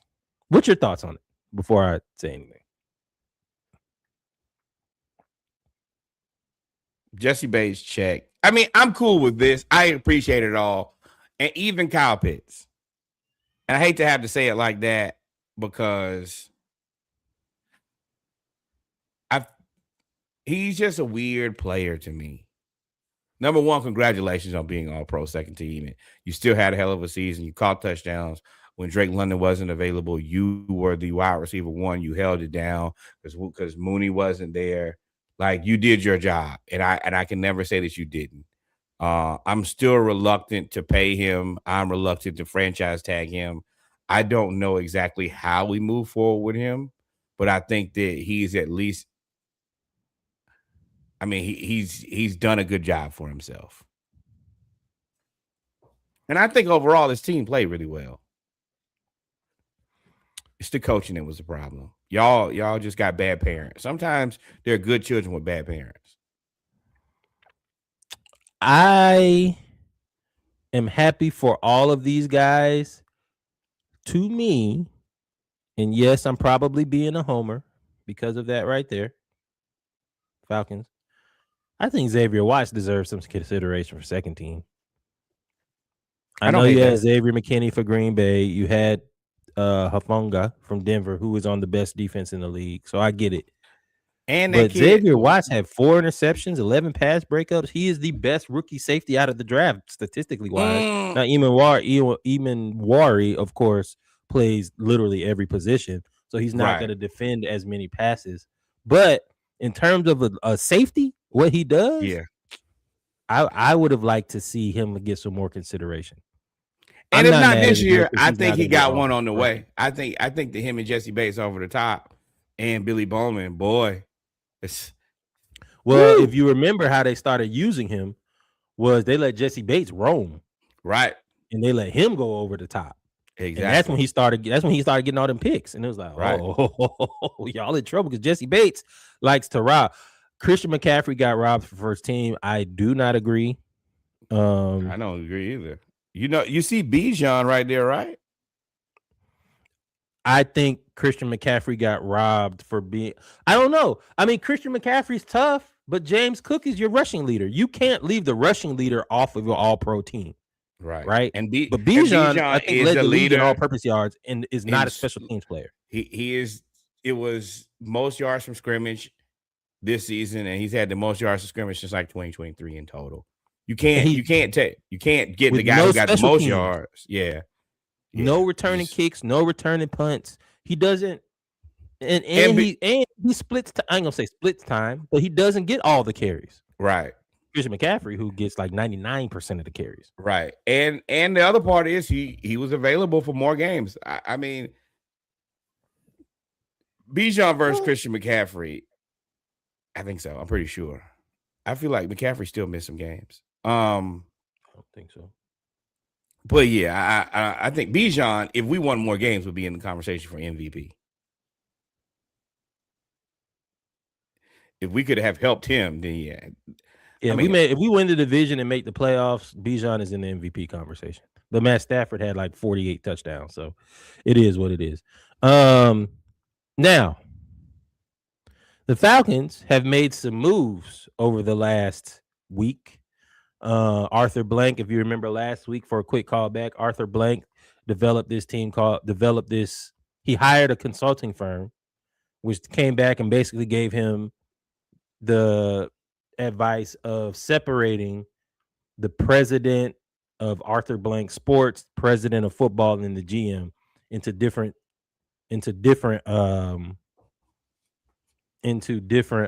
positions, Entities, yes. entities. Hold on one second. Yes. So in that time, we have hired your boy. Sorry. So now, sorry. So we got the consulting K1 out there fighting sleep. We brought in and started a president of football. And separated the president of football from being a GM. That is now being brought on and hired Matt Ryan, longtime NFL Atlanta Falcon quarterback, arguably one of the greatest Falcons of all time, if not the greatest. Oh, ain't no arguably. He's number 2. Julio number 1, Matt Ryan number 2. That's what I was saying, Julio. That's why I said arguably, because Julio. And then bring him on as president of football.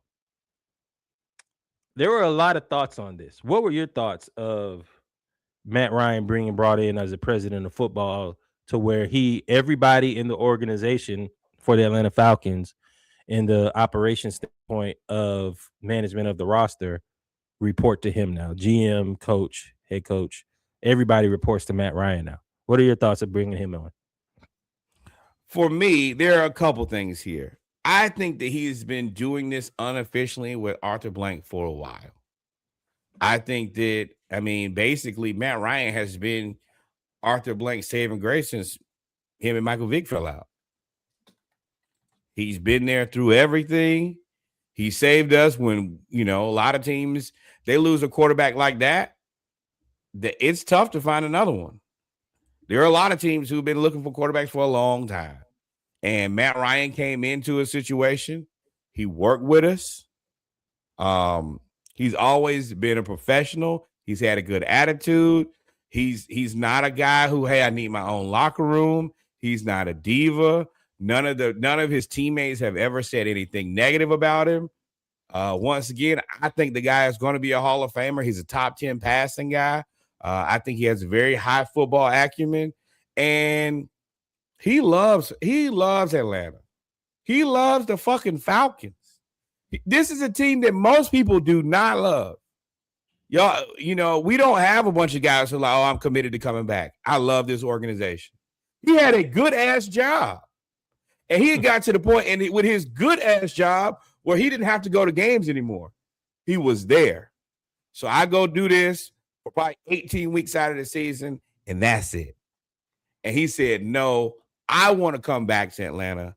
I want to help this team be better. So number one, you have a guy he represents the team the right way. He ain't never been, team and city.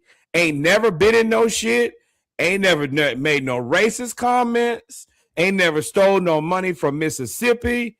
He ain't got caught up with Jerry Jones in no bait. None of that. Clean. When our money was funny and we was trying to put together a team, he said, pay me later. I don't know what anybody can say negative about Matt Ryan other than the 28-3 joke, which even in that, he still loved this place. It's a lot of people who that would have broke their heart, broke their soul. Never, I just can't do it no more. And yet and still, he chose Atlanta. So, yeah, y'all know I fuck with Matt Ryan a long way.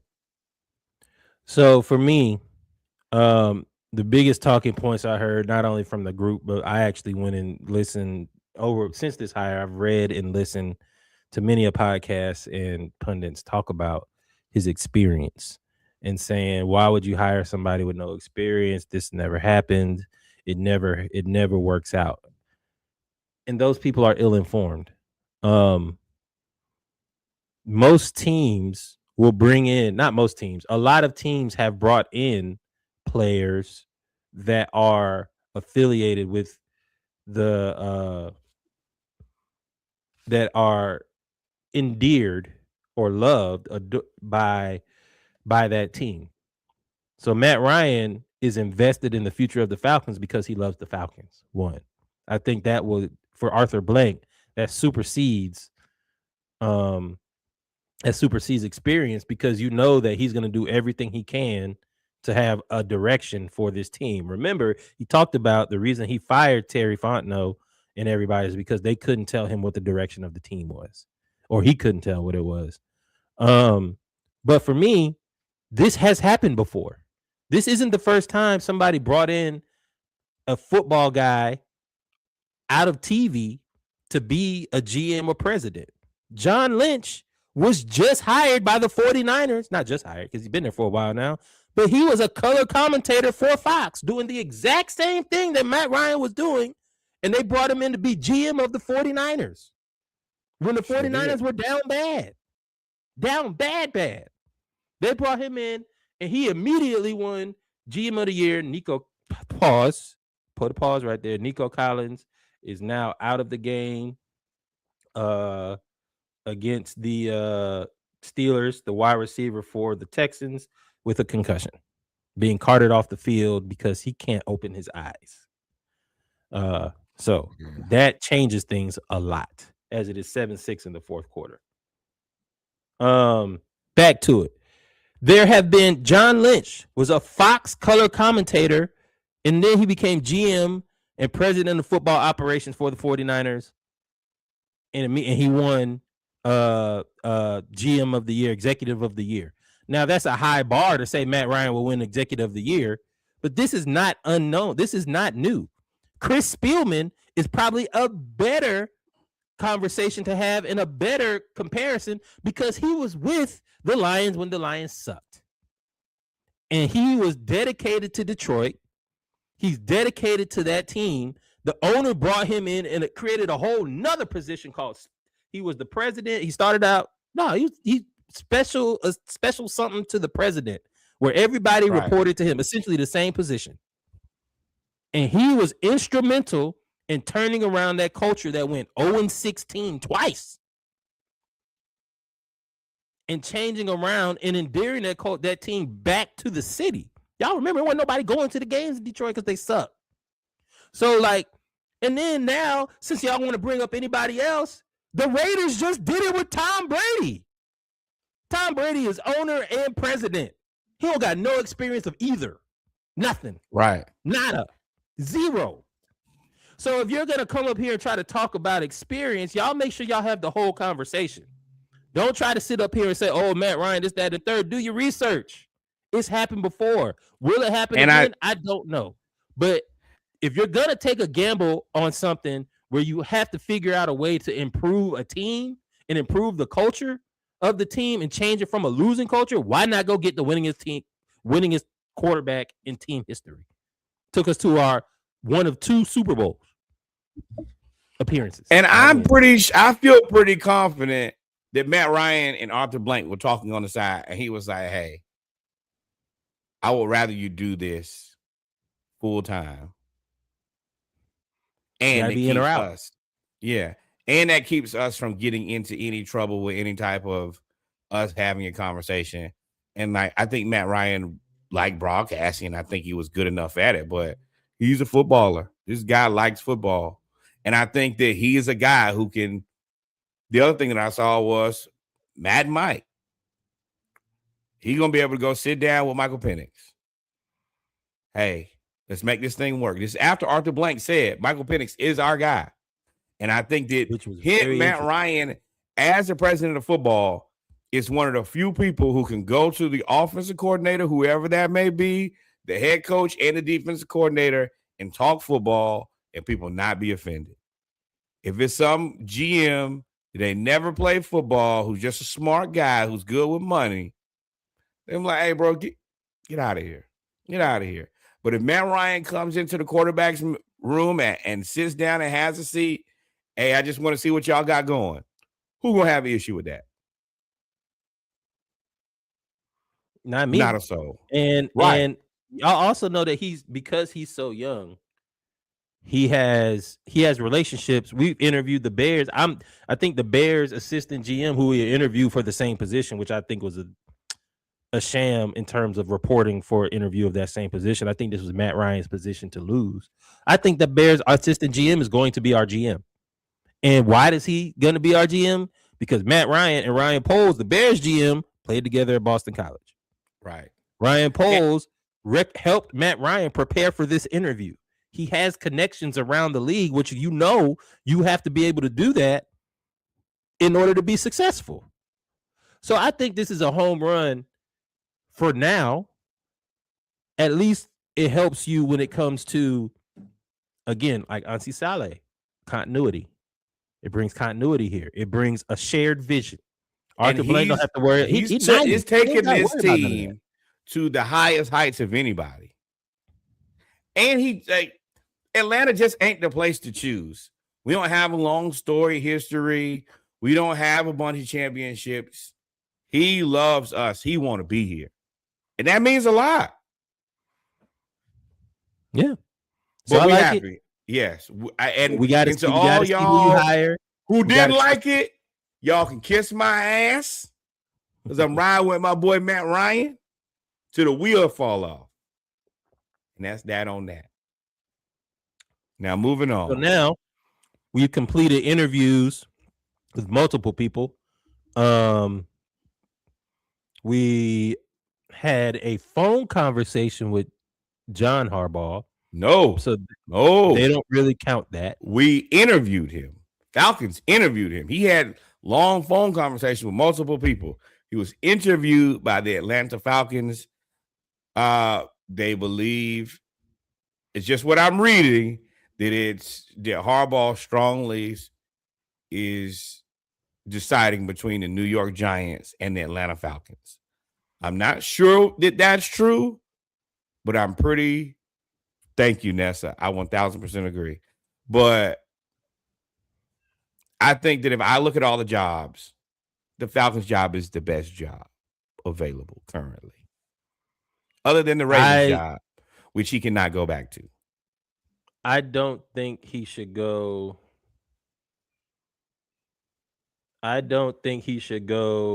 To. I'm wary of John Harbaugh because if his demands are true, that he wants $20 million a year. He rebuffed that already. So even if it was true, and he wants to hire his own GM, that's not good. Atlanta does not have a GM, but that's tough. And you had that, I believe. Now you would assume that Matt Ryan was in on those conversations, but I don't know if Matt Ryan. I wouldn't do it. Well, the Giants already have their GM too. They never fired that guy. He's still there. So, the GM for the Giants. Correct. So I don't know if I would do that. But the rest of this list: Mike McDaniel, Evero from the Panthers, Durde from the Seahawks, Halfley from the Packers. A lot of defensive guys. Vance Joseph defense. Then, of course, Kevin Stefanski, Anthony Weaver, and Clint Kubiak. I'm not a fan. Yeah, this Texas defense, Josh, is playing out of their mind. This Anthony Weaver, I'm sure y'all, I love the black man getting a chance. I ain't hiring nothing from the Dolphins on defense right now. Oh, my God. Did y'all see where he was? Oh, my God. Oh, my. Touchdown, Texans. That's what you were talking about, Josh. I'm on a little delay. I'm streaming. The Texans just recovered the fumble after the Texans just did everything on defense. They've done everything. They have whooped. He came from the slot. He was out by the. I'm looking like, what are y'all talking? He is out by the slot. Oh, thank you for that, Josh. I may change my tune a little bit. Anthony Weaver was the former assistant head coach of the Ravens. I'm not mad at it. So I'm not mad at that. So let me return to this. I will tell y'all what I think. I think that 1A was Kevin Stefanski. I think that, and I said this last week, I don't know what to judge on Kevin Stefanski because of the stench of the Cleveland Browns. I don't think that's fair for me to judge either way. I think going into that situation, it was an unwinnable situation, and he got coach of the year 2 years. So I think he possibly could be a decent coach. I think Clint Kubiak and their offensive coordinator was 2. Excuse me. I think when Harbaugh became available, he become 1A, most important.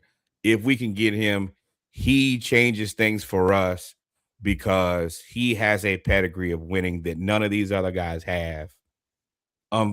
Just harsh reality. Harbaugh immediately, like the things that we lost this year, not doing, getting to play in, being ready, penalties, you expect Harbaugh to clean that up immediately, without a shadow of a doubt. I would also really like to see Robert Saleh in Atlanta. I think that him and Ulbrich would. And I think that Mike McDaniel, I don't think that this is a conversation for head coach. I think that this is an interview for offensive coordinator.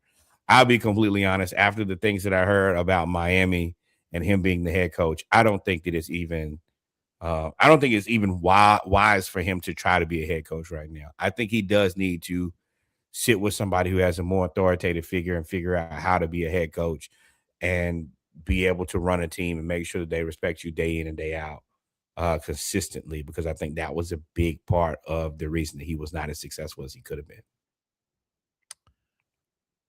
I agree. I think Harbaugh is probably 1A. I don't think Harbaugh comes here, though.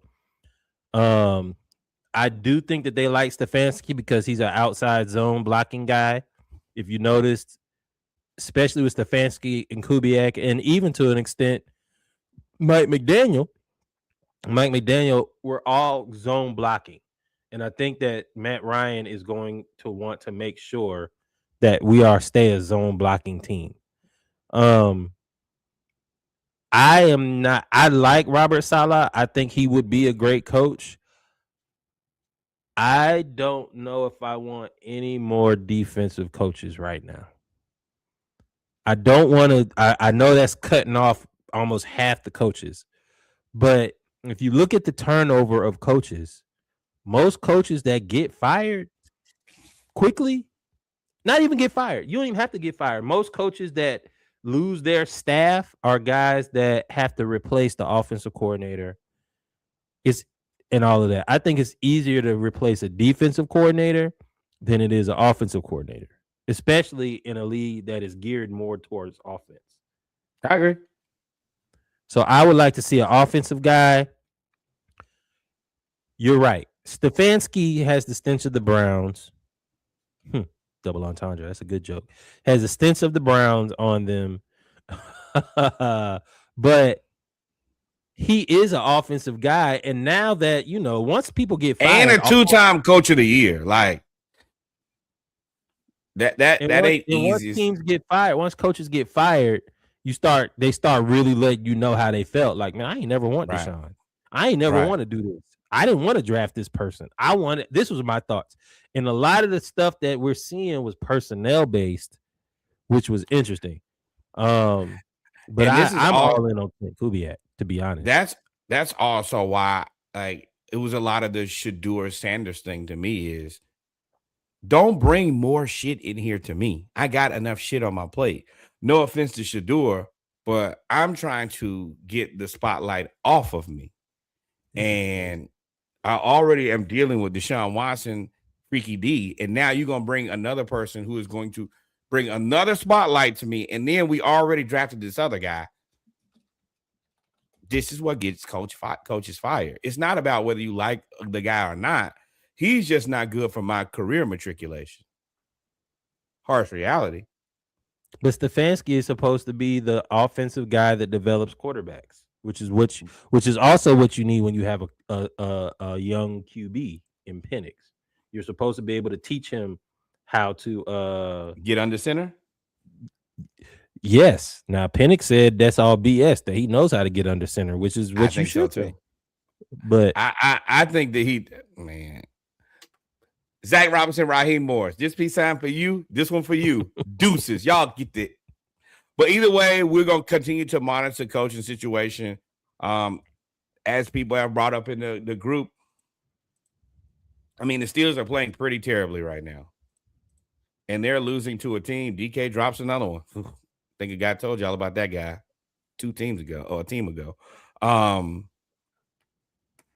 I think that, there could be a possibility that Mike Tomlin's fired after this game if they continue to play like this.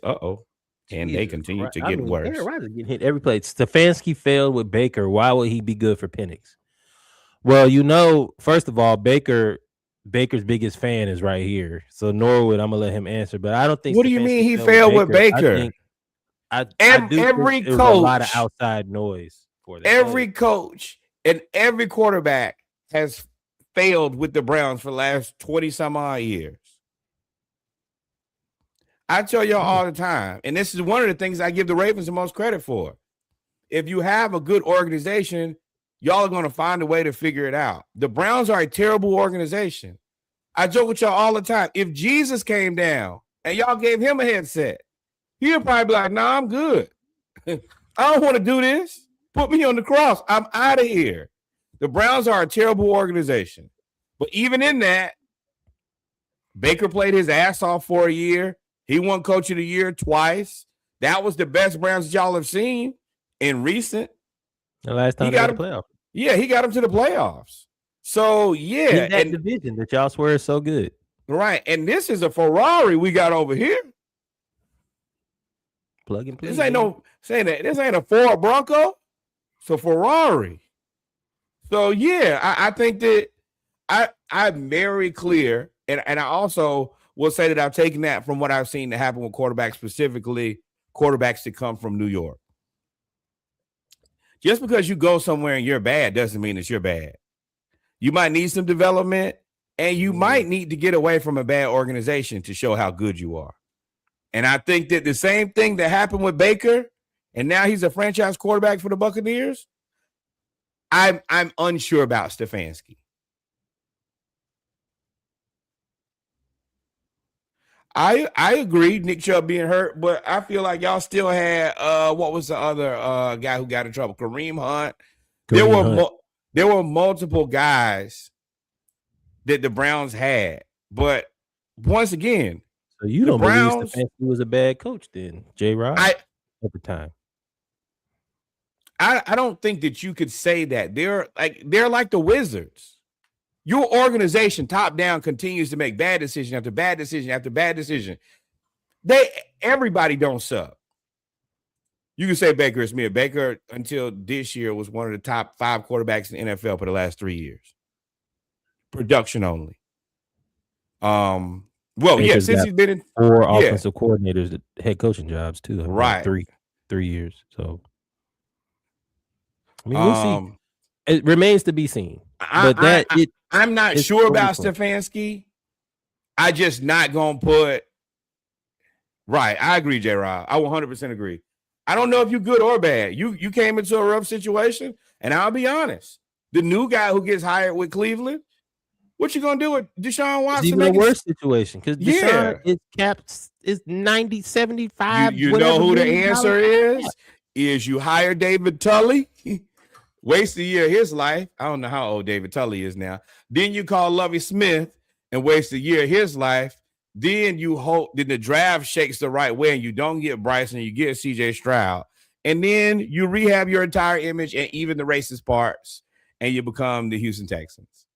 But it's the ownership has to get out of the way. And I will say the Panthers have done a really good job of hiding their owner in a broom closet somewhere. We don't have that dude. Didn't they? Hey, go play in your band over there. James Dolan. I was about to say sometimes you got to do like the Commanders. Get him out of there. But whatever it is, those are the type of things that are ultimately like coaches gonna come and go, players gonna come and go. Your leadership, your top down point, and same thing with the Falcons. Arthur Blank keep hiring coaches that don't never be winning. It's the reason we continuously be mid. It's just a part of the game. And the teams, you look at certain teams, the Steelers, even when they suck, how are they in the playoffs? They are terrible. The Lakers, they're going to find a way to spin it. That does give me pause for concern that he fired 2 OCs, gave up play calling twice, and it was more excuses. Well, look, I already told y'all I'm all in on Clint Kubiak. So I'm all in on Harbaugh given the opportunity. I think that I would like a coach with pedigree, and I think that Arthur Blank needs to pay whatever it costs for a coach with pedigree because we've never had that. We've never had a guy coming in and be like, hey man, this guy's a winner. We've never had a proven winner. We've taken guys who are either unproven or losers and said, make it happen. Does Harbaugh keep Ulbrich? Y'all know Arthur Blank in that statement, all of that said, hey, basically, when he says I'm going to recommend somebody to be defensive coordinator, it's, hey, you need to keep Ulbrich. Was Dan? I mean, Dan. I was like 7 then. Was Dan Reeves a winner? I guess he was. Maybe he came from Denver. Where did Dan Reeves come from? Washington. Washington. Don't get me. I'm. I don't know. That's kind of like the Terry Fontenot of it, where maybe I got to get rid of somebody good to be better. We had to get rid of Rich McKay. I hate that we had to get rid of Terry Fontenot, but Rich McKay needed to go way worse. Jesus Christ, we should have. Yeah, but I mean, for the Falcons, it remains to be seen. They have completed all these interviews. They're also interviewing more people. We'll give you guys any type of update. Harbaugh kept Rex Ryan. He keep the DC.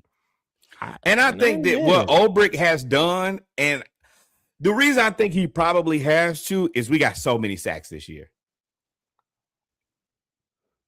We had franchise record. And if y'all not Atlanta fans, so y'all don't know this, we have been begging for a pass rush for the better part of my adult life. And you finally found a guy who's found a way to get, I mean, we went from last in sacks 2 years ago to second in sacks this year. Only behind the Denver Broncos, who got matching bookend ends that are just unstoppable. And also the defensive player of the year at corner. All facts. So for us, I don't think that would be wise. And I think that he's coached well enough to keep his job. If you look at what he's done with those guys, incorporating 4 rookies, 3 of the top 5 defensive rookies, I think that turning out guys like LaCale London, who are journeymen, to turn into not great, but really good players. All those defensive players we drafted in 20. I think that's even bigger for me is that 2024 draft. Divine Diablo. You took a risk on a guy who is and created. I mean, he's not created a new position, but that was a big risk taking a guy who's basically a safety and like, all right, well, this is going to be our new middle linebacker. I know he's undersized and the defense knocked it out of the park. The only thing where this team really didn't knock it out of the park was Raheem getting shit done and not fixing special teams. Like, it's all operational things. Everything we have under the hood is good. I don't even think our quarterback situation is bad. It's not. I mean, it's not the worst. But I mean, I think our quarterback situation is about as good as it's mid. I mean, look at everybody else. The Dolphins don't have a quarterback. Jets don't have a quarterback. Raiders don't have a quarterback. Colts don't have a quarterback. Browns don't have a quarterback. A lot of teams that you don't want to be associated with. But I get what you're saying. Yeah, what I'm saying is they're like, realistically, there are 12 teams now it's probably close to 15 teams that don't have quarterbacks. Yeah, I get you. Yeah, Schwartz is actually being interviewed for the Ravens, J-Rob. So yeah, it's gonna be fun. We're gonna definitely pay attention to who we're gonna hire. To me, and this will be my final thought, interviewing all these people means that I think they already have their person in mind. Mm-hmm. I think Clint Kubiak or Harbaugh is it. I don't think anybody else is it. I think Mike McDaniels would be coming in as an offensive coordinator. Although if you bring in Kubiak, I don't think McDaniels comes because McDaniels is going to want to call his own plays. Right. I think he's going to try. He has to prove again that he is who people believe, the boy genius they believed him to be. So he's going to be, I need to call plays. I think that this is an opportunity. Number one, He ain't when call plays with Shanahan though. That's my thing is he ain't call plays with Shanahan. yeah, but I think that was the last time he'll do that. I think that no, I'm not doing that anymore. I did that because I was sitting next to a kingmaker. When I leave here, my reputation is I call plays. That's my juice. And if you don't have me, then I saw that. I don't think that's a great fit. I think that's the worst fit. McDaniels being, yeah. I don't think the Browns, and I guess this could take us to our NFL conversation. We can kind of leave the Falcons. I don't think the Browns. I think the Browns are going to need, like, honestly, the Browns like need a Harbaugh. Like, they need a culture guy. Oh, yeah. They need a 100%. Culture guy. Yeah, and you need a guy to go not down, but up. You need a guy to check the people above and say, hey, we got to change the way that this shit is looking. And that requires y'all doing things different up top so that I can do this. And I think he's probably the only guy with the pedigree and the gumption to say it. Like, let's be real. Y'all not running, like, if this was a company, you're running this company very shitty.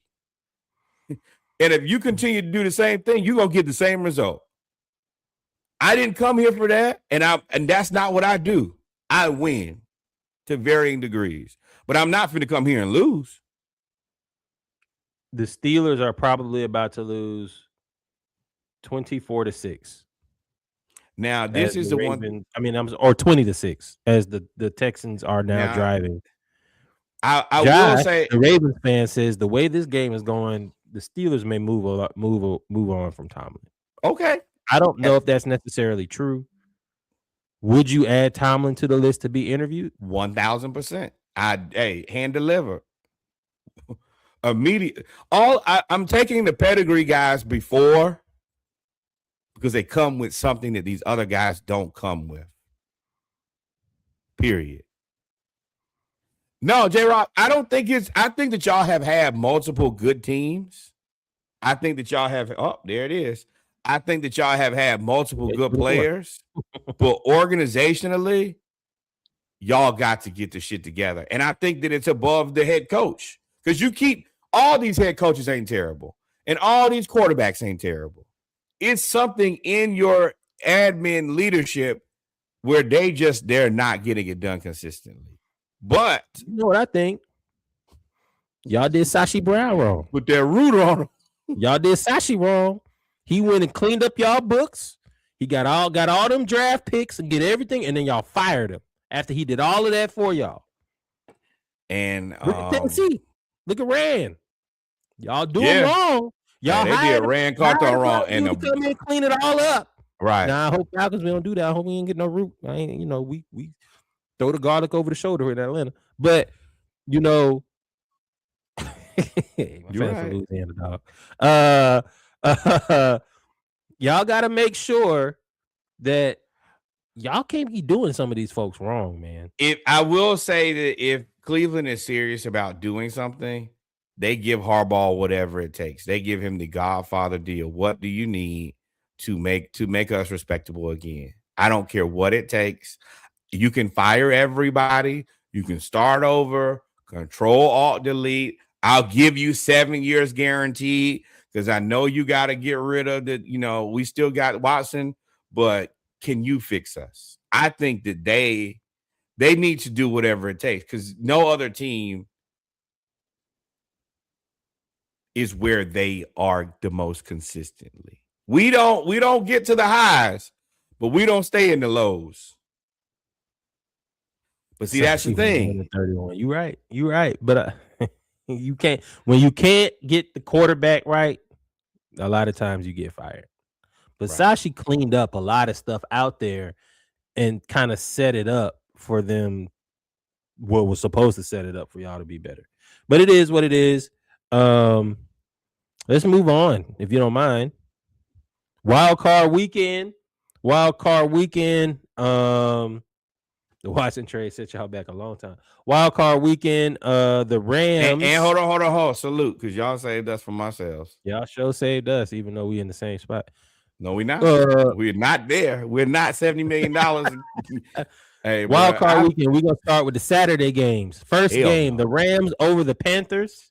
I think the name of this title for this game is Snatch Their Hearts. The Panthers played valiantly.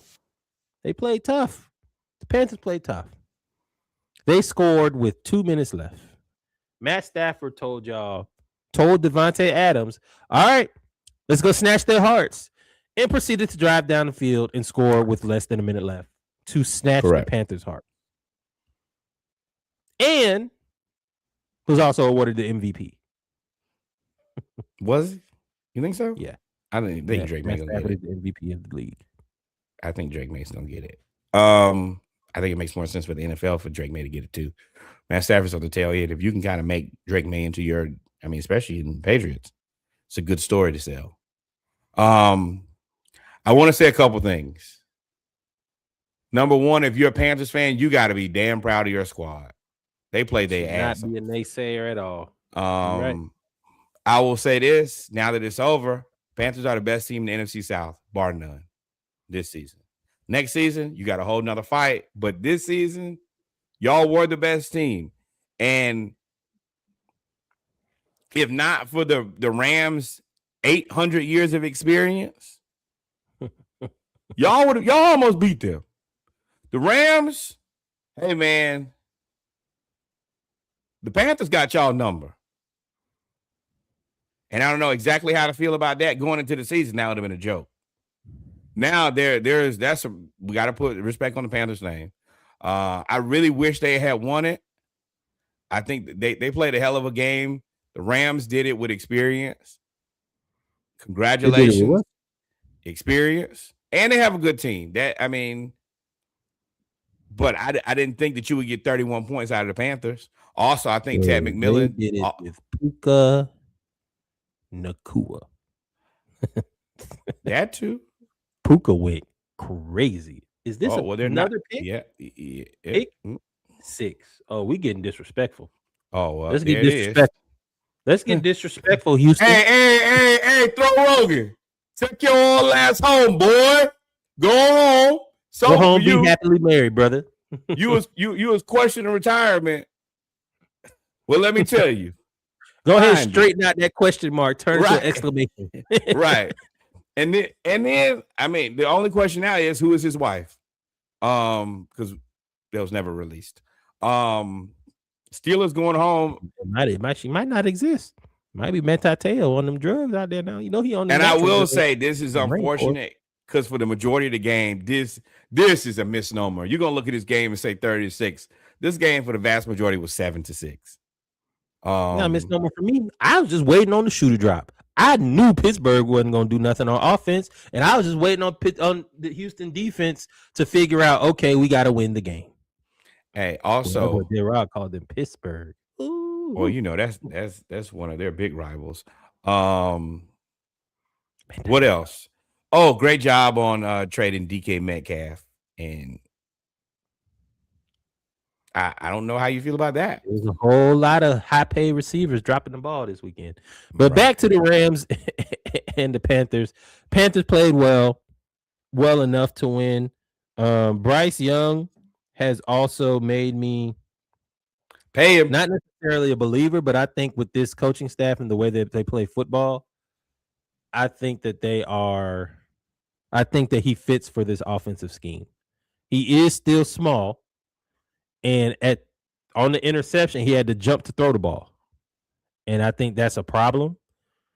And I don't understand why they did not use Rico Dowdell. Did y'all see that? No. Oh, the extra point?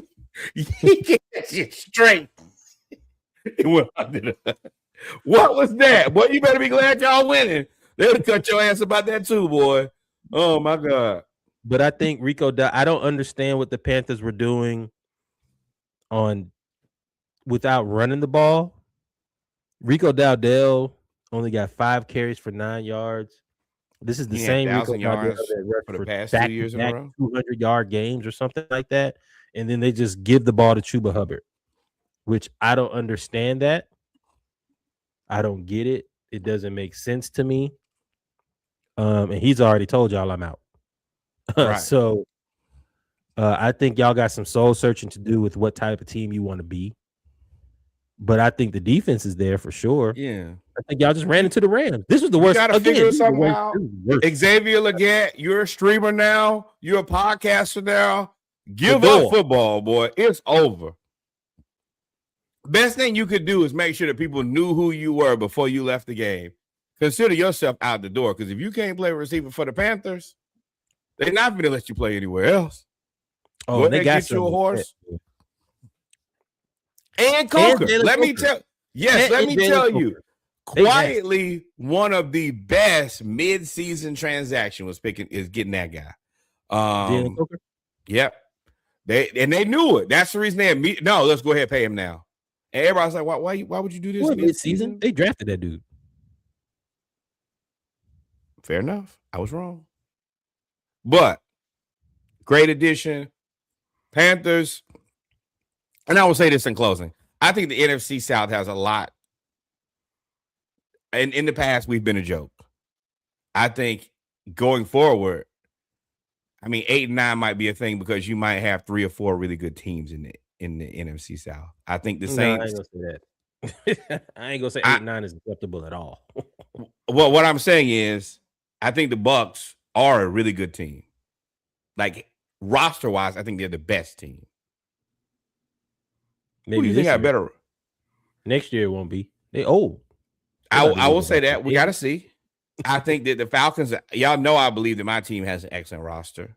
I think that the Panthers have started doing some of the right things. And I think that, I know you don't love Bryce Young, but I think that that's now like the NFL, NBA kind of similar. If I don't have to pay through the nose to my quarterback, then I can spread this out equally across this team. And I think that that could help them. So you don't have to pay the quarterback $50 million, $60 million. Nah, I can pay him $35, $40 million. I can get him some receivers. I already got him one. I got him 2. And we can just, and we can figure out, we can spend the money and figure it out the right way and not be a slave to one guy. I think they could be solid. And I told y'all, I think that the Saints, they're going to have some cap space because they finally done with all the Derek Carr money. I think that they need to cut all them old dudes. And I think Tyler Shuck is going to be okay. Let it go. Hey, I know you said you want to finish your career with the Saints. Alvin Kamara. Go ahead and retire then. Because either way, you on the first thing. You're leaving. Either you're going to somewhere else or you're going home. But you can't stay here. Can't do it. Now, let me think. Bills, Jags, 49ers, Eagles. This probably was the game of the weekend. The Bears versus the Packers. The Packers. I picked the Packers to win. I think you picked the Bears. The Packers literally lost the game in the exact same way that they lost the week before. The exact same way, except for it wasn't overtime, it was in regulation. You had a big lead up until 10 minutes to go in the fourth quarter. You were up by multiple scores. You allowed the Bears to come back. And then Caleb makes an amazing throw on 4th down to keep the drive going. You get out coached. And they hit DJ Moore for the game-winning touchdown.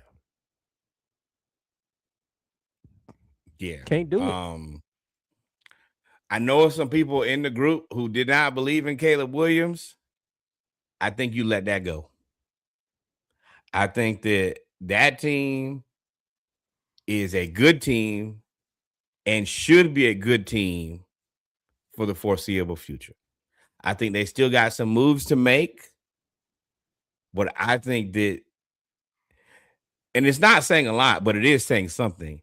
He's going to, prayerfully, as long as he continues to have a good career, he's going to be the best quarterback in Bears history since like Jim McMahon, if he can just be okay. What do you mean since Jim McMahon? Just take that part off. I mean, didn't they won a Super Bowl with Jim McMahon? So I'm not gonna do that. And I mean, you're right. Refrigerator Perry, and shout out. That's who they the were. crib. And of course, our guy, Mr. Jackson State, Walter Payton, but he didn't even get a touchdown in that game because of the coaching staff. But yeah, Jim McMahon was John Parker Wilson. He was an Alabama quarterback. I agree, the early but Alabama saving quarterbacks. It was great. He has a ton of poise. He don't mind a 2-minute drill. He flourishes there, and very clutch. I like but I also want to say I like the Packers too. I really like that we have a bunch of young black quarterbacks, and they can all throw the ball well. They're also mobile, and they all look like they're going to be places for the foreseeable future. I think that you're going to get plenty of Jordan Love versus Caleb Williams games going forward. 24, 46, 323, 4 touchdowns. I didn't realize that. Yeah, LaFleur, you messed that up. Y'all should have ran the ball. Question for you. Shoot. I know they said that they're working on an extension now. Are the Packers committed to Matt LaFleur? Because I think he's interested in the Atlanta job. Quiet. Don't matter. No. Michael Parsons said, I came here for Matt LaFleur. Just end the conversation. Oh, they didn't have Michael Parsons. And quietly, the defense played better than I thought. They played very well for 3.5 quarters. And then they just didn't close. You turned from the Green Bay Packers to the Cincinnati Bengals defense. Correct. And you can't do that. And you can't have a play where the game is on the line and there's no DB near the receiver. Correct. I don't care how great of a play that is designed and how many setup plays they had. You can't have that. But no, you can't get rid of Matt LaFleur for 2 reasons. I don't think that you should be able. I don't think if I'm Jordan Love, what you replacing him with? This guy, you'd have to get an offensive coach. But I mean, you're right. But no. You can't get an offensive coach. What can you get that's better than Matt LaFleur? And tell me what you think is out there that's better than Matt LaFleur. It's available. It wouldn't be because the coach is better. It would just be time for a change. Is what that's what they were saying. I don't know if it happens, but I would like to see LaFleur in Green Bay because this LaFleur Johnson hate is box office. Right. Yeah. I don't think that would be wise for them. Right. Yeah, and I definitely don't think you can fire him before you see what Michael Parsons looks like for a full season either. So no, I don't think so. I think that they said that from what I read, they are in the process of talking about an extension. I mean, as much as I love my Atlanta Falcons, Matt LaFleur, are you gonna leave the Packers for the Falcons? Well, it'd be Matt Ryan, familiarity. I mean, it would basically be the Super Bowl staff. Because if he brings Matt LaFleur, you'd probably bring in McDaniels as your offensive coordinator. And you would have Ulbrich there as your defensive coordinator. That would be the staff. Yeah, me too, J-Rob. I like it. I would like it for us, but I mean, I'm also a realist. Like, I'm not gonna just we're not at the Packers right now. We're not there yet. Now, can we be there? Yes, and I mean, what is worst come to worst, sign the extension, play another year, and then just leave. At least wait for Michael Penix to get healthy. But this is a good one. Moving right on here. Oh, okay. This probably was the game of Sunday. Look, man. Me and Reggie told y'all on Saturday. Huh? Me and Reggie told y'all on Saturday. We did not feel confident about this game. We did not. It just wasn't there. And we said, do the Eagles have the best roster? Absolutely. But we didn't feel confident that they would get it done because it seems like everybody on that team hates each other. And boy, let me tell you, the hatred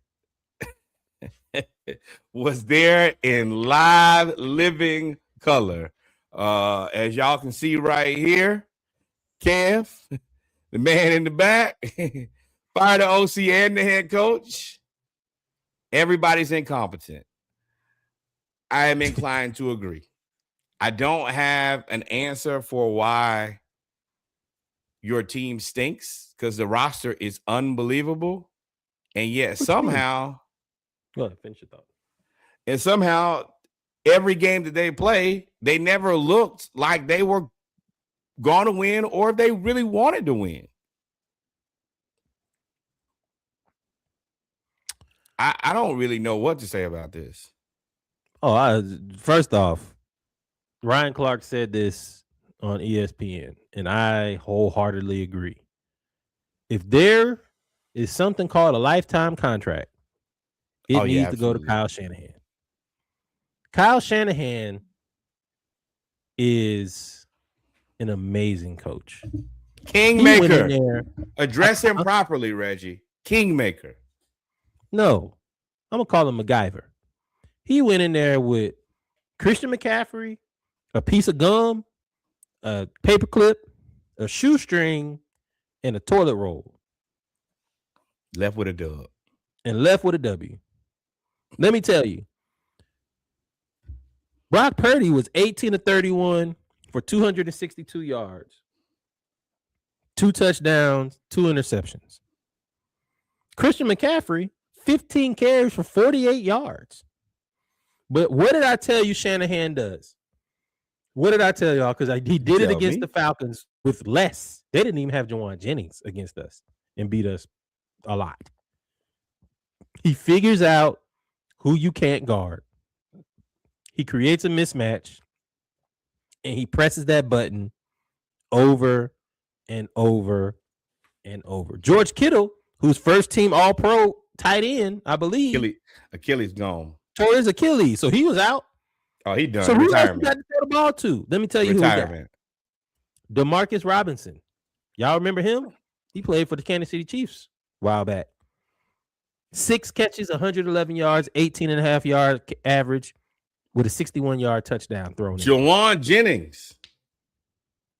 Most passing yards from a non-quarterback. What? Christian McCaffrey. 6 catches, 66 yards, and 2 touchdowns. When the game got close, Kyle Shanahan said, you know what? I ain't got nothing to lose. Kyle Shanahan with house money is a scary thing because I'm going to call a double reverse pass from Jawan Jennings to Christian McCaffrey. And you got Trent over there just icing it. Whatever's going to go, don't worry about it. We good. I'll fix it. But I've always said that about the 49ers. Philly, defense, y'all was jumping up and down, getting all in Trent face, talking all that trash. Trent shut all that right on down. 49ers not looking for stars. They're looking for their guys. And if they can get their guys, then they'll win because they know how to implement their guys in a manner to be successful. I'm not looking for, if I get a star like Christian McCaffrey, this is what it looks like. But I can also identify the guys that make my team successful. So no matter what, we're going to go to the playoffs. Eagles fans. I know y'all saying fire the coach in the OC. Fire! Boom, boom, boom. But we're going to have a conversation about Jalen Hurts, y'all. You mean the conversation we had a couple of years ago when they tried to convince us he was a top 5 quarterback and we were like, excuse me, say what? And y'all going to have to figure out what you going to do with AJ. Well, you're going to fire the staff or you're going to trade, but you can't trade AJ because he costs so much. Woo!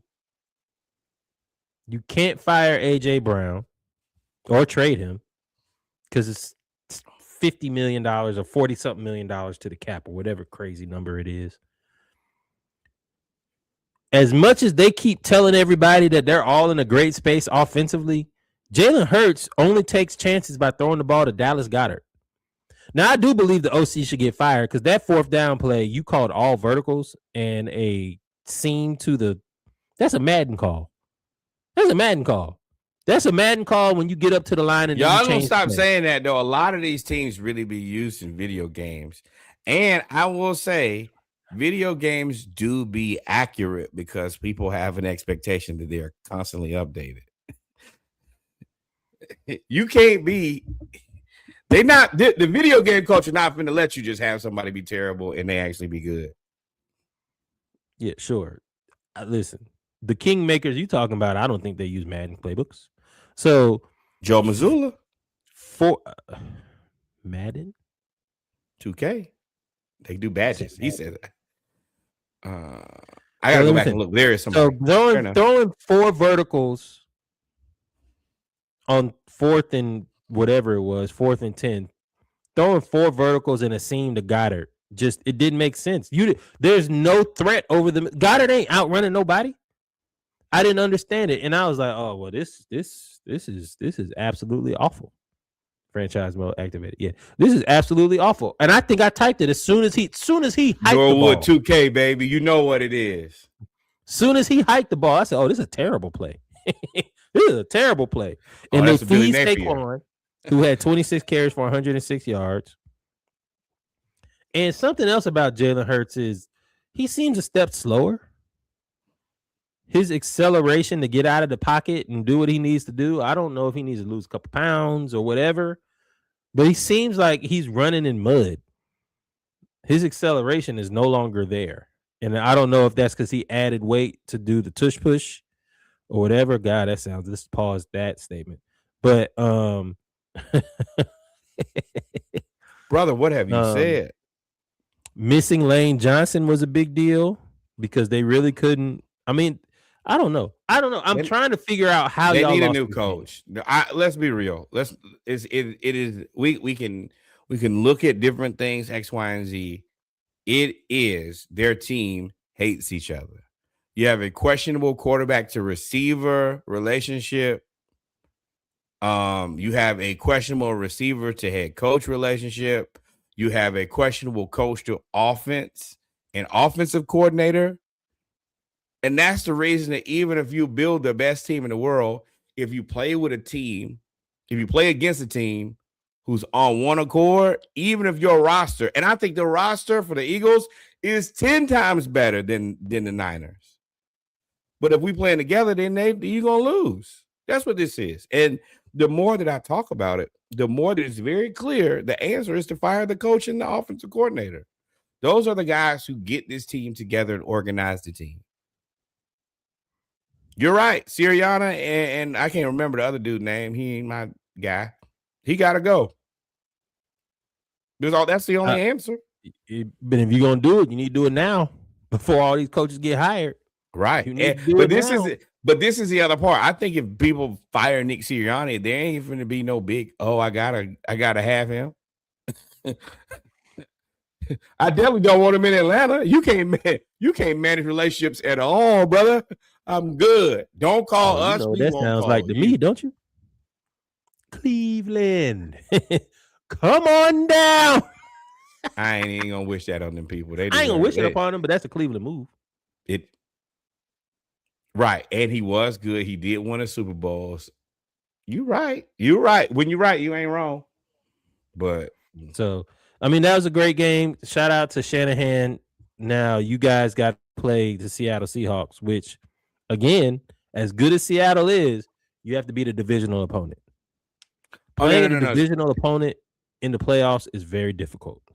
This is where their luck is. Like, the 49ers are themselves. They do this every year. They get to this next step, and then they're like, oh, well, we just don't have enough, and we lose. And it's like, do it again next year. So they either lose here or they make it to the Super Bowl. There's no in between. Right. There's no in between. But either way, you don't win. And then people are going to be like, well, eventually you're going to have to pay for a real quarterback. And they won't. Just like the Ravens won't pay for a real wide receiver. But next game. We're going Bills, Jags, or Pats, Chargers? Yeah. Bills, Jags. I told y'all. What I told y'all what gonna happen. Trevor Lawrence. Y'all believed in him all season. Y'all came here jump bad on me. Oh, look at Trevor Lawrence. Oh, we gonna win. Every year, same thing. Football ain't new. You know who you are. You know who you playing against. It ain't gonna be no different. Trevor Lawrence, I ain't even looking at stats. If y'all watch the game, 3 touchdowns, 2 interceptions. should have threw 5. What do I tell y'all? Pay him again. Extend him since y'all believe in him. Soon as y'all had to play a real quarterback, you lost.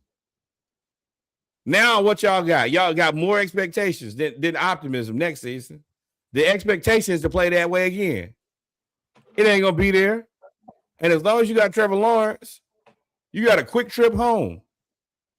And I told y'all that. And it ain't new, and it ain't surprising.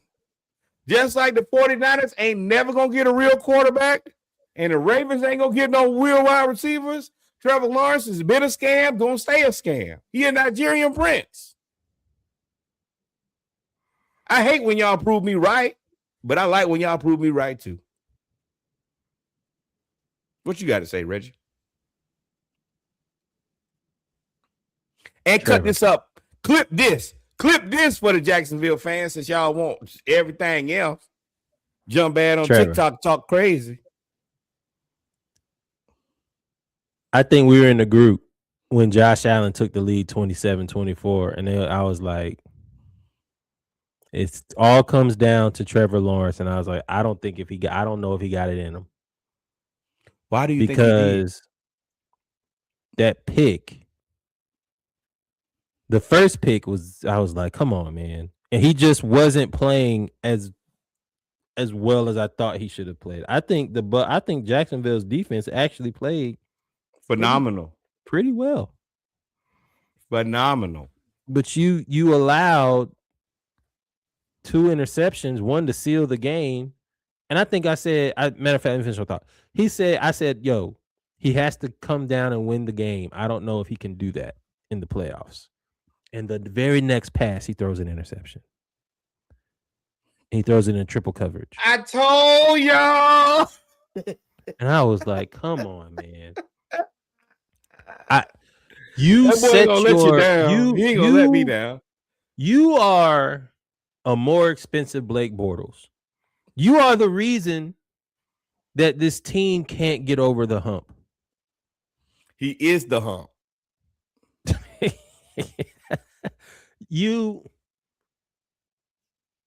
And y'all talk so bad about that defense. I watched that game. The only thing that defense couldn't stop, really. Well, first off, before I go even in on Jacksonville, I need to say this to Buffalo. Receivers. It may have been Josh Allen. It may have been coaching. I don't know. But I was unfamiliar with your game, Khalil Shakir. I kept telling y'all. Absolutely torched the Jaguars. And yes, I know it's only 82 yards receiving. But he had 12 catches on 12 targets. When you needed him, you threw him the ball. He caught the ball. That's what you need. That's an ass whooping if you're a DB. To have you guarding somebody 12 for 12. Every time he threw it your way, he caught it. You didn't stop him once. That means every time he got the ball, it was 7 yards. He averaged 6.8 yards a carry. Every time. Every 2 times he touched the ball was a first down. Khalil Shakir, we had a Keon Coleman sighting. 1 catch, 36 yards. That was really clutch and a touchdown. Big catch. I do think that he's out of there, but somebody is going to kick the tires on that, and I would be interested. Keenan Allen. Yeah. You should go study under Keenan Allen today. That's who he should study under. You interested in coming to Atlanta, brother? We'd love to have you. The Jaguars, what they did was focus on the run, and they held the rushing champ to 15 carries for 46 yards. They held the Buffalo Bills under 79 yards. But we are now dealing with ascended Josh Allen. Ascended Josh Allen means y'all just go ahead and put whoever on the field with me, and we're going to figure out a way to get it done. And he did. So kudos to you, Buffalo. Kudos to you. Shame on you, Trevor Lawrence. I think they had a couple drop passes in there. Parker Washington, y'all better pay him if you ain't paid him yet. Y'all better pay him. But you can't have your second leading receiver be Travis Etienne. Like, what y'all doing? What y'all doing? What we doing? Y'all got Brian Thomas Jr. and Jacoby Myers out there. What y'all doing? Well, I think it's at least 2028. They're gonna be doing the same thing with their quarterback. I love it though. I love it. I love the fact that y'all stomped me out all year. Oh, that guy doesn't know what he's talking about. He's an idiot. He doesn't know anything about ball. Now here you are. In the comments. Funny how that works out, Jacksonville. You want to know what the funny part is? These are the same fucking talking points from last year. You know what? Next year it's time to recycle. Re-fucking cycle. You're gonna be the same people.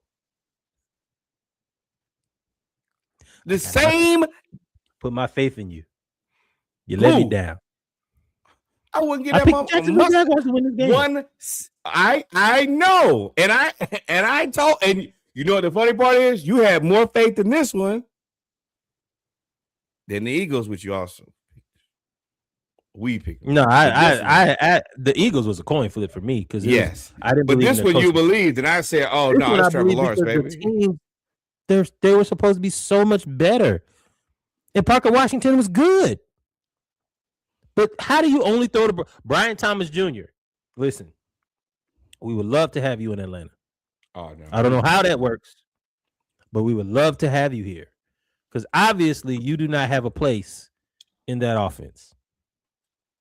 Yes, you do. Watching Trevor Lawrence try to throw it to the other people. Oh, you need to play DB? That's why Travis. That's why Travis playing DB position. Fine. I'm gonna get the ball one way or another in practice. Either you gonna throw it to me on offense or throw it to me on defense. I'm gonna tell y'all right now, it's certain things that I'm committed to that I'm just gonna be wrong about from time to time. But I'm gonna be right about some shit. And one thing that I've been right about since being able to be right was Trevor Lawrence. He also is a Nigerian prince. So it's now, a scam, baby.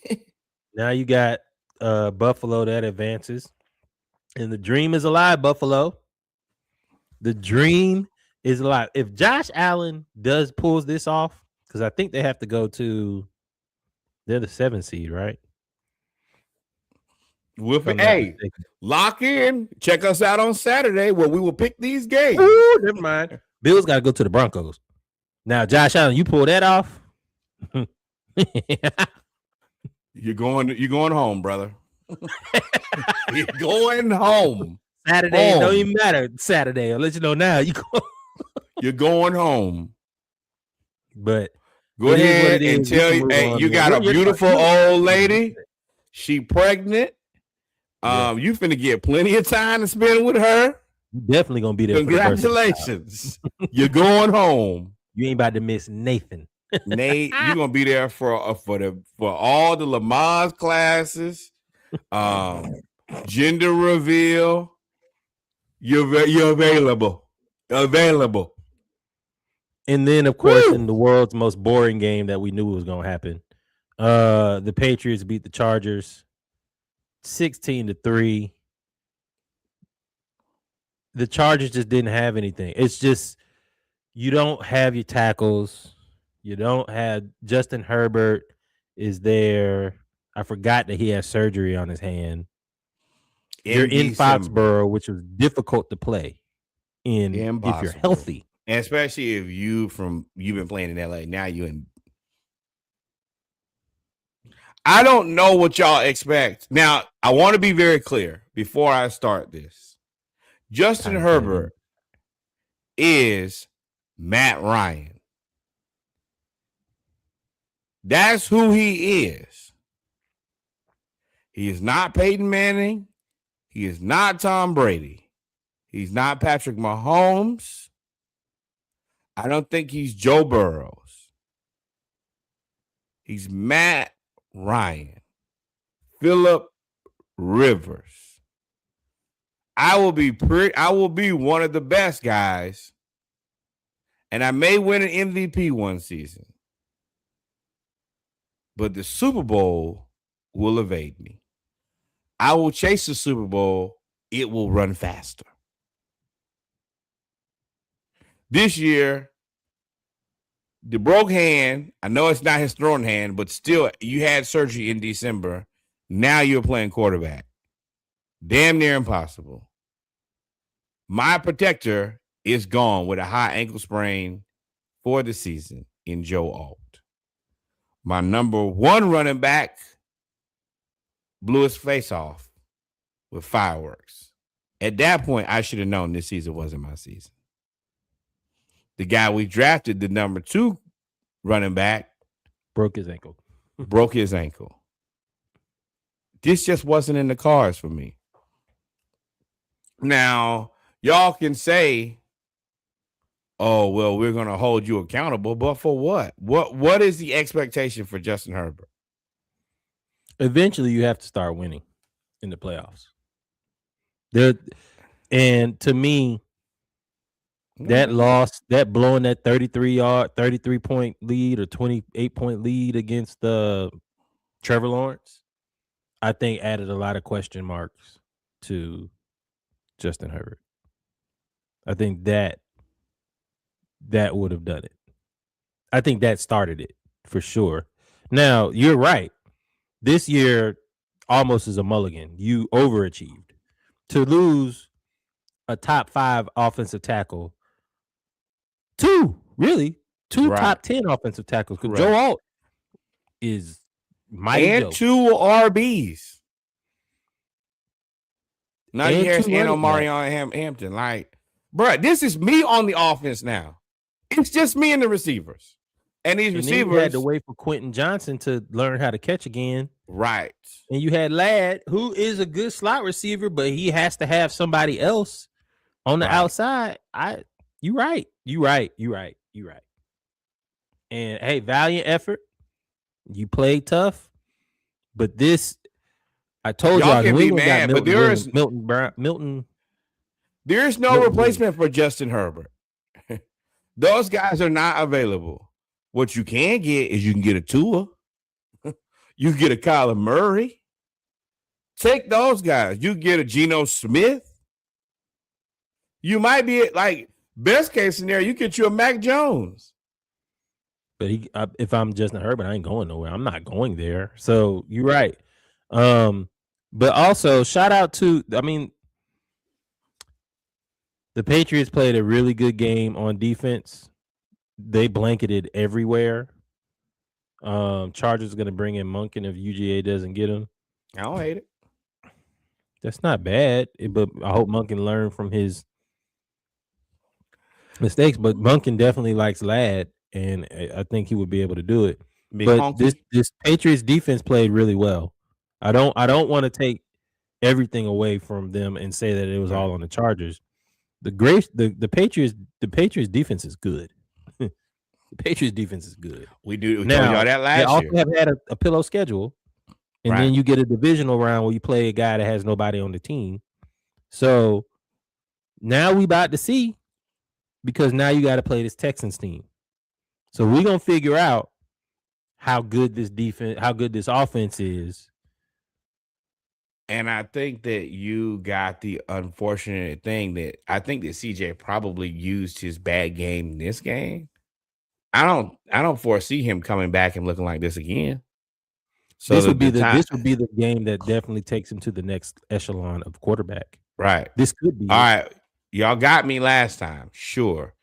I hope he don't play like this again. Prayerfully. To be completely honest. Do that. And Vrabel's the guy to make you do it now. Right. I agree. And then so that it's gonna be a good game. And we could talk about CJ. We've been talking about it throughout the game, throughout this podcast, for those that are listening back. The Texans are for real. We've been saying it this whole win streak that they Texans defense is for real. What we just saw today from an offense leaves a lot to be Nico desired. Collins got a concussion, which is going to be interesting because I don't know if you're ready to come back in the cold with a concussion, brother. You better put on that Guardian cap. Hey, whatever it was, figure it out, brother. But this Texans defense, I knew that they were going to beat up Aaron Rodgers. Aaron Rodgers, Oh, I told y'all that when Will Anderson was in college. I said he is the one to pick. And they picked both of them. Right. Amen. I don't know. I can't guarantee many things. But that one with that RoboCop arm, you ain't gonna miss. You ain't Then gonna they miss. added Daniil Hunter. So now you just add in guys. They added a bunch of dudes on the defensive front that can beat you one-on-one. Stingley. I mean, it goes on. It's a bunch of them. I counted. Might sign up. 7 defensive tackles. That is a. They played 7 defensive tackles. It ain't safe. It ain't safe. It ain't. And then on the back end, you got Kamari Lassiter from Georgia. Hey, ask Aaron Rodgers how he feel right now. Numb. That boy getting up off the ground over and over and over and over again. Oh, and I'm gonna retire. Go ahead, give me that Toradol. Shoot me up. I don't want to feel it. I'm going to lay down. This is my last game. I'm out of here. The Texans defense, the back end with Kamari Lassiter is intimidating as a cornerback.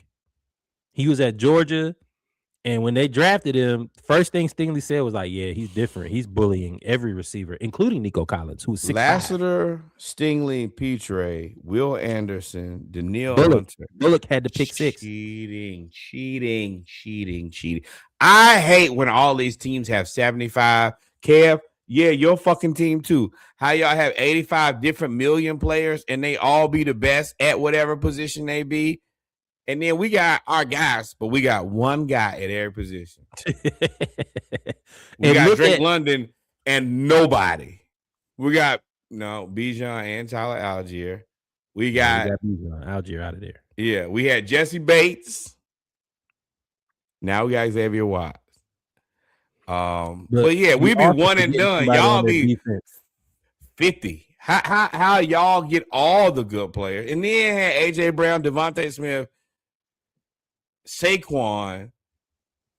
I don't know what calculator I be using, but it cannot be the same one that they add salary cap up when it comes to other teams. It can't be with the best O-line. But the Texans defense, I think the underrated group is the linebackers. Azeez Al-Shaair, number 0, the one that kept getting suspended at the beginning of the year last year, has figured out how to knock faces off from whistle to whistle. And now he is out there just destroying people. And Henry To'o. How do you expect not to be the underrated group when that secondary is goddamn? And then you look at that D line and you're like, well, once again, that's Will Anderson. You need to always know where he is, but you should also know where Daniil Hunter is. And you only got 2 hands. So now you got to make sure that you got 2 hands and 2 eyes. You got to look at them both and then look at the whole secondary. Well, yeah, if I'm a linebacker, this looks like lunch to me. All I got to do is play my assignment. All I got to do is just stay in this zone. Right. And then the best linebacker in team history is your head coach. Remember, DeMeco Ryans played for the Texans. He sacked Aaron Rodgers. So, like, the Texans are a scary team. They're the team to me that probably have the best outside of the teams that are going to have to take the road way. They don't have any home games. I think it's the Texans, the 49ers, the Bills. I think the Texans are the best team. Greg Roman damn near runs the wing T. Yeah. That secondary was Velcro, and that front 7 is relentless. Yeah, when you know that they can't throw the ball down the field, and of course, the Steelers don't really have. They don't have any receivers that's a gang of guys coming out. Miami got a gang of guys that should be drafted. That Texas Tech linebacker should be drafted. Hey, man, you got to figure it out. The draft matters more than ever. Oh, we almost there. Y'all know this is my time of the year. We got about a month. Mock draft king, baby. Draft Mickey, that's me. I'm gonna be out here mock drafting I think I'm gonna do that every week, just like I did last year. Don't worry. I didn't already start NBA mock drafts. We got 2 picks in the first round, baby. Baby, You should do y'all that. know You what should it do is. that. That should be post. That's content. But with that being said, ladies and gentlemen, we've come to the end of episode 215. That took us to a whole nother decade, Jesus. 2 decades. 2,000 Right. episodes. 2,000 episodes. That's a goal. That's a goal. We covered Hawks Talk and the mic check. Please go back and listen to the mic check. If you're listening to the playback, we talked about the NCAA football semifinals as well as preview the national championship. Make sure you tune in Saturday morning live where we pick those games. We also went over Falcons news and notes as well as wild card weekend in NFL. Nor we didn't get anything. Take us out. We did not forget anything, but let's celebrate a couple of things. Billy Napier, you're fired. Raheem Morris, you're fired. Trae Young, you're a wizard. One step away from being fired. Yeah, things looking up around here. I'm blessed and highly favored. My God don't play about me. Shout out. Number one, more black baseball. Me and Reggie finna dive deep into these Braves as we prepare for this season. They don't have us as a top 10 team. I took offense to that. They do have the Phillies and the Mets as top 10 baseball teams. That does not make me happy. Number two. Shout out to Kev. Simon says holding us down in the studio in the back. The dive team. That is new. That is the new number 2. Shout out to Kev. Appreciate you, my boy. Number three. The historically black college and university your auntie went to, your cousin went to, you went to. Used to laugh. The person used to laugh, kiki in the back of church. Send some money to historically black college and university. Also, me and Reggie gonna have to talk about what's going on in Morris Brown. Very strange situation. That man got that school up and running, and then they fired him today without cause. We will be back. We will have more. We will discuss. Number two, historically black college university in your neighborhood. The one you go to for homecoming, step shows, drink up all the liquor, eat up all the chicken, go look at whatever you might need to see over there. Send some money while you're looking. Support HBCUs. And then finally, the greatest learning institution in all the world, the one that gave me a degree, gave Reggie a degree, gave Kevin a degree. The Hampton University, all we asking for is $18.68 on behalf of the year that we were founded. Outside of that, thank you guys for rocking with us. I am going to throw a parting shot here. It looks like the Cavs lost to the Utah Jazz. Pew, pew. Like, pew, pew, Tremaine. Might have got dubbed. But yeah, that I didn't expect that, especially after Danny Ainge hustled y'all like that. Outside of that, adios, mi amigos. God is love. Until we meet again, y'all be safe. We out this thing. Peace.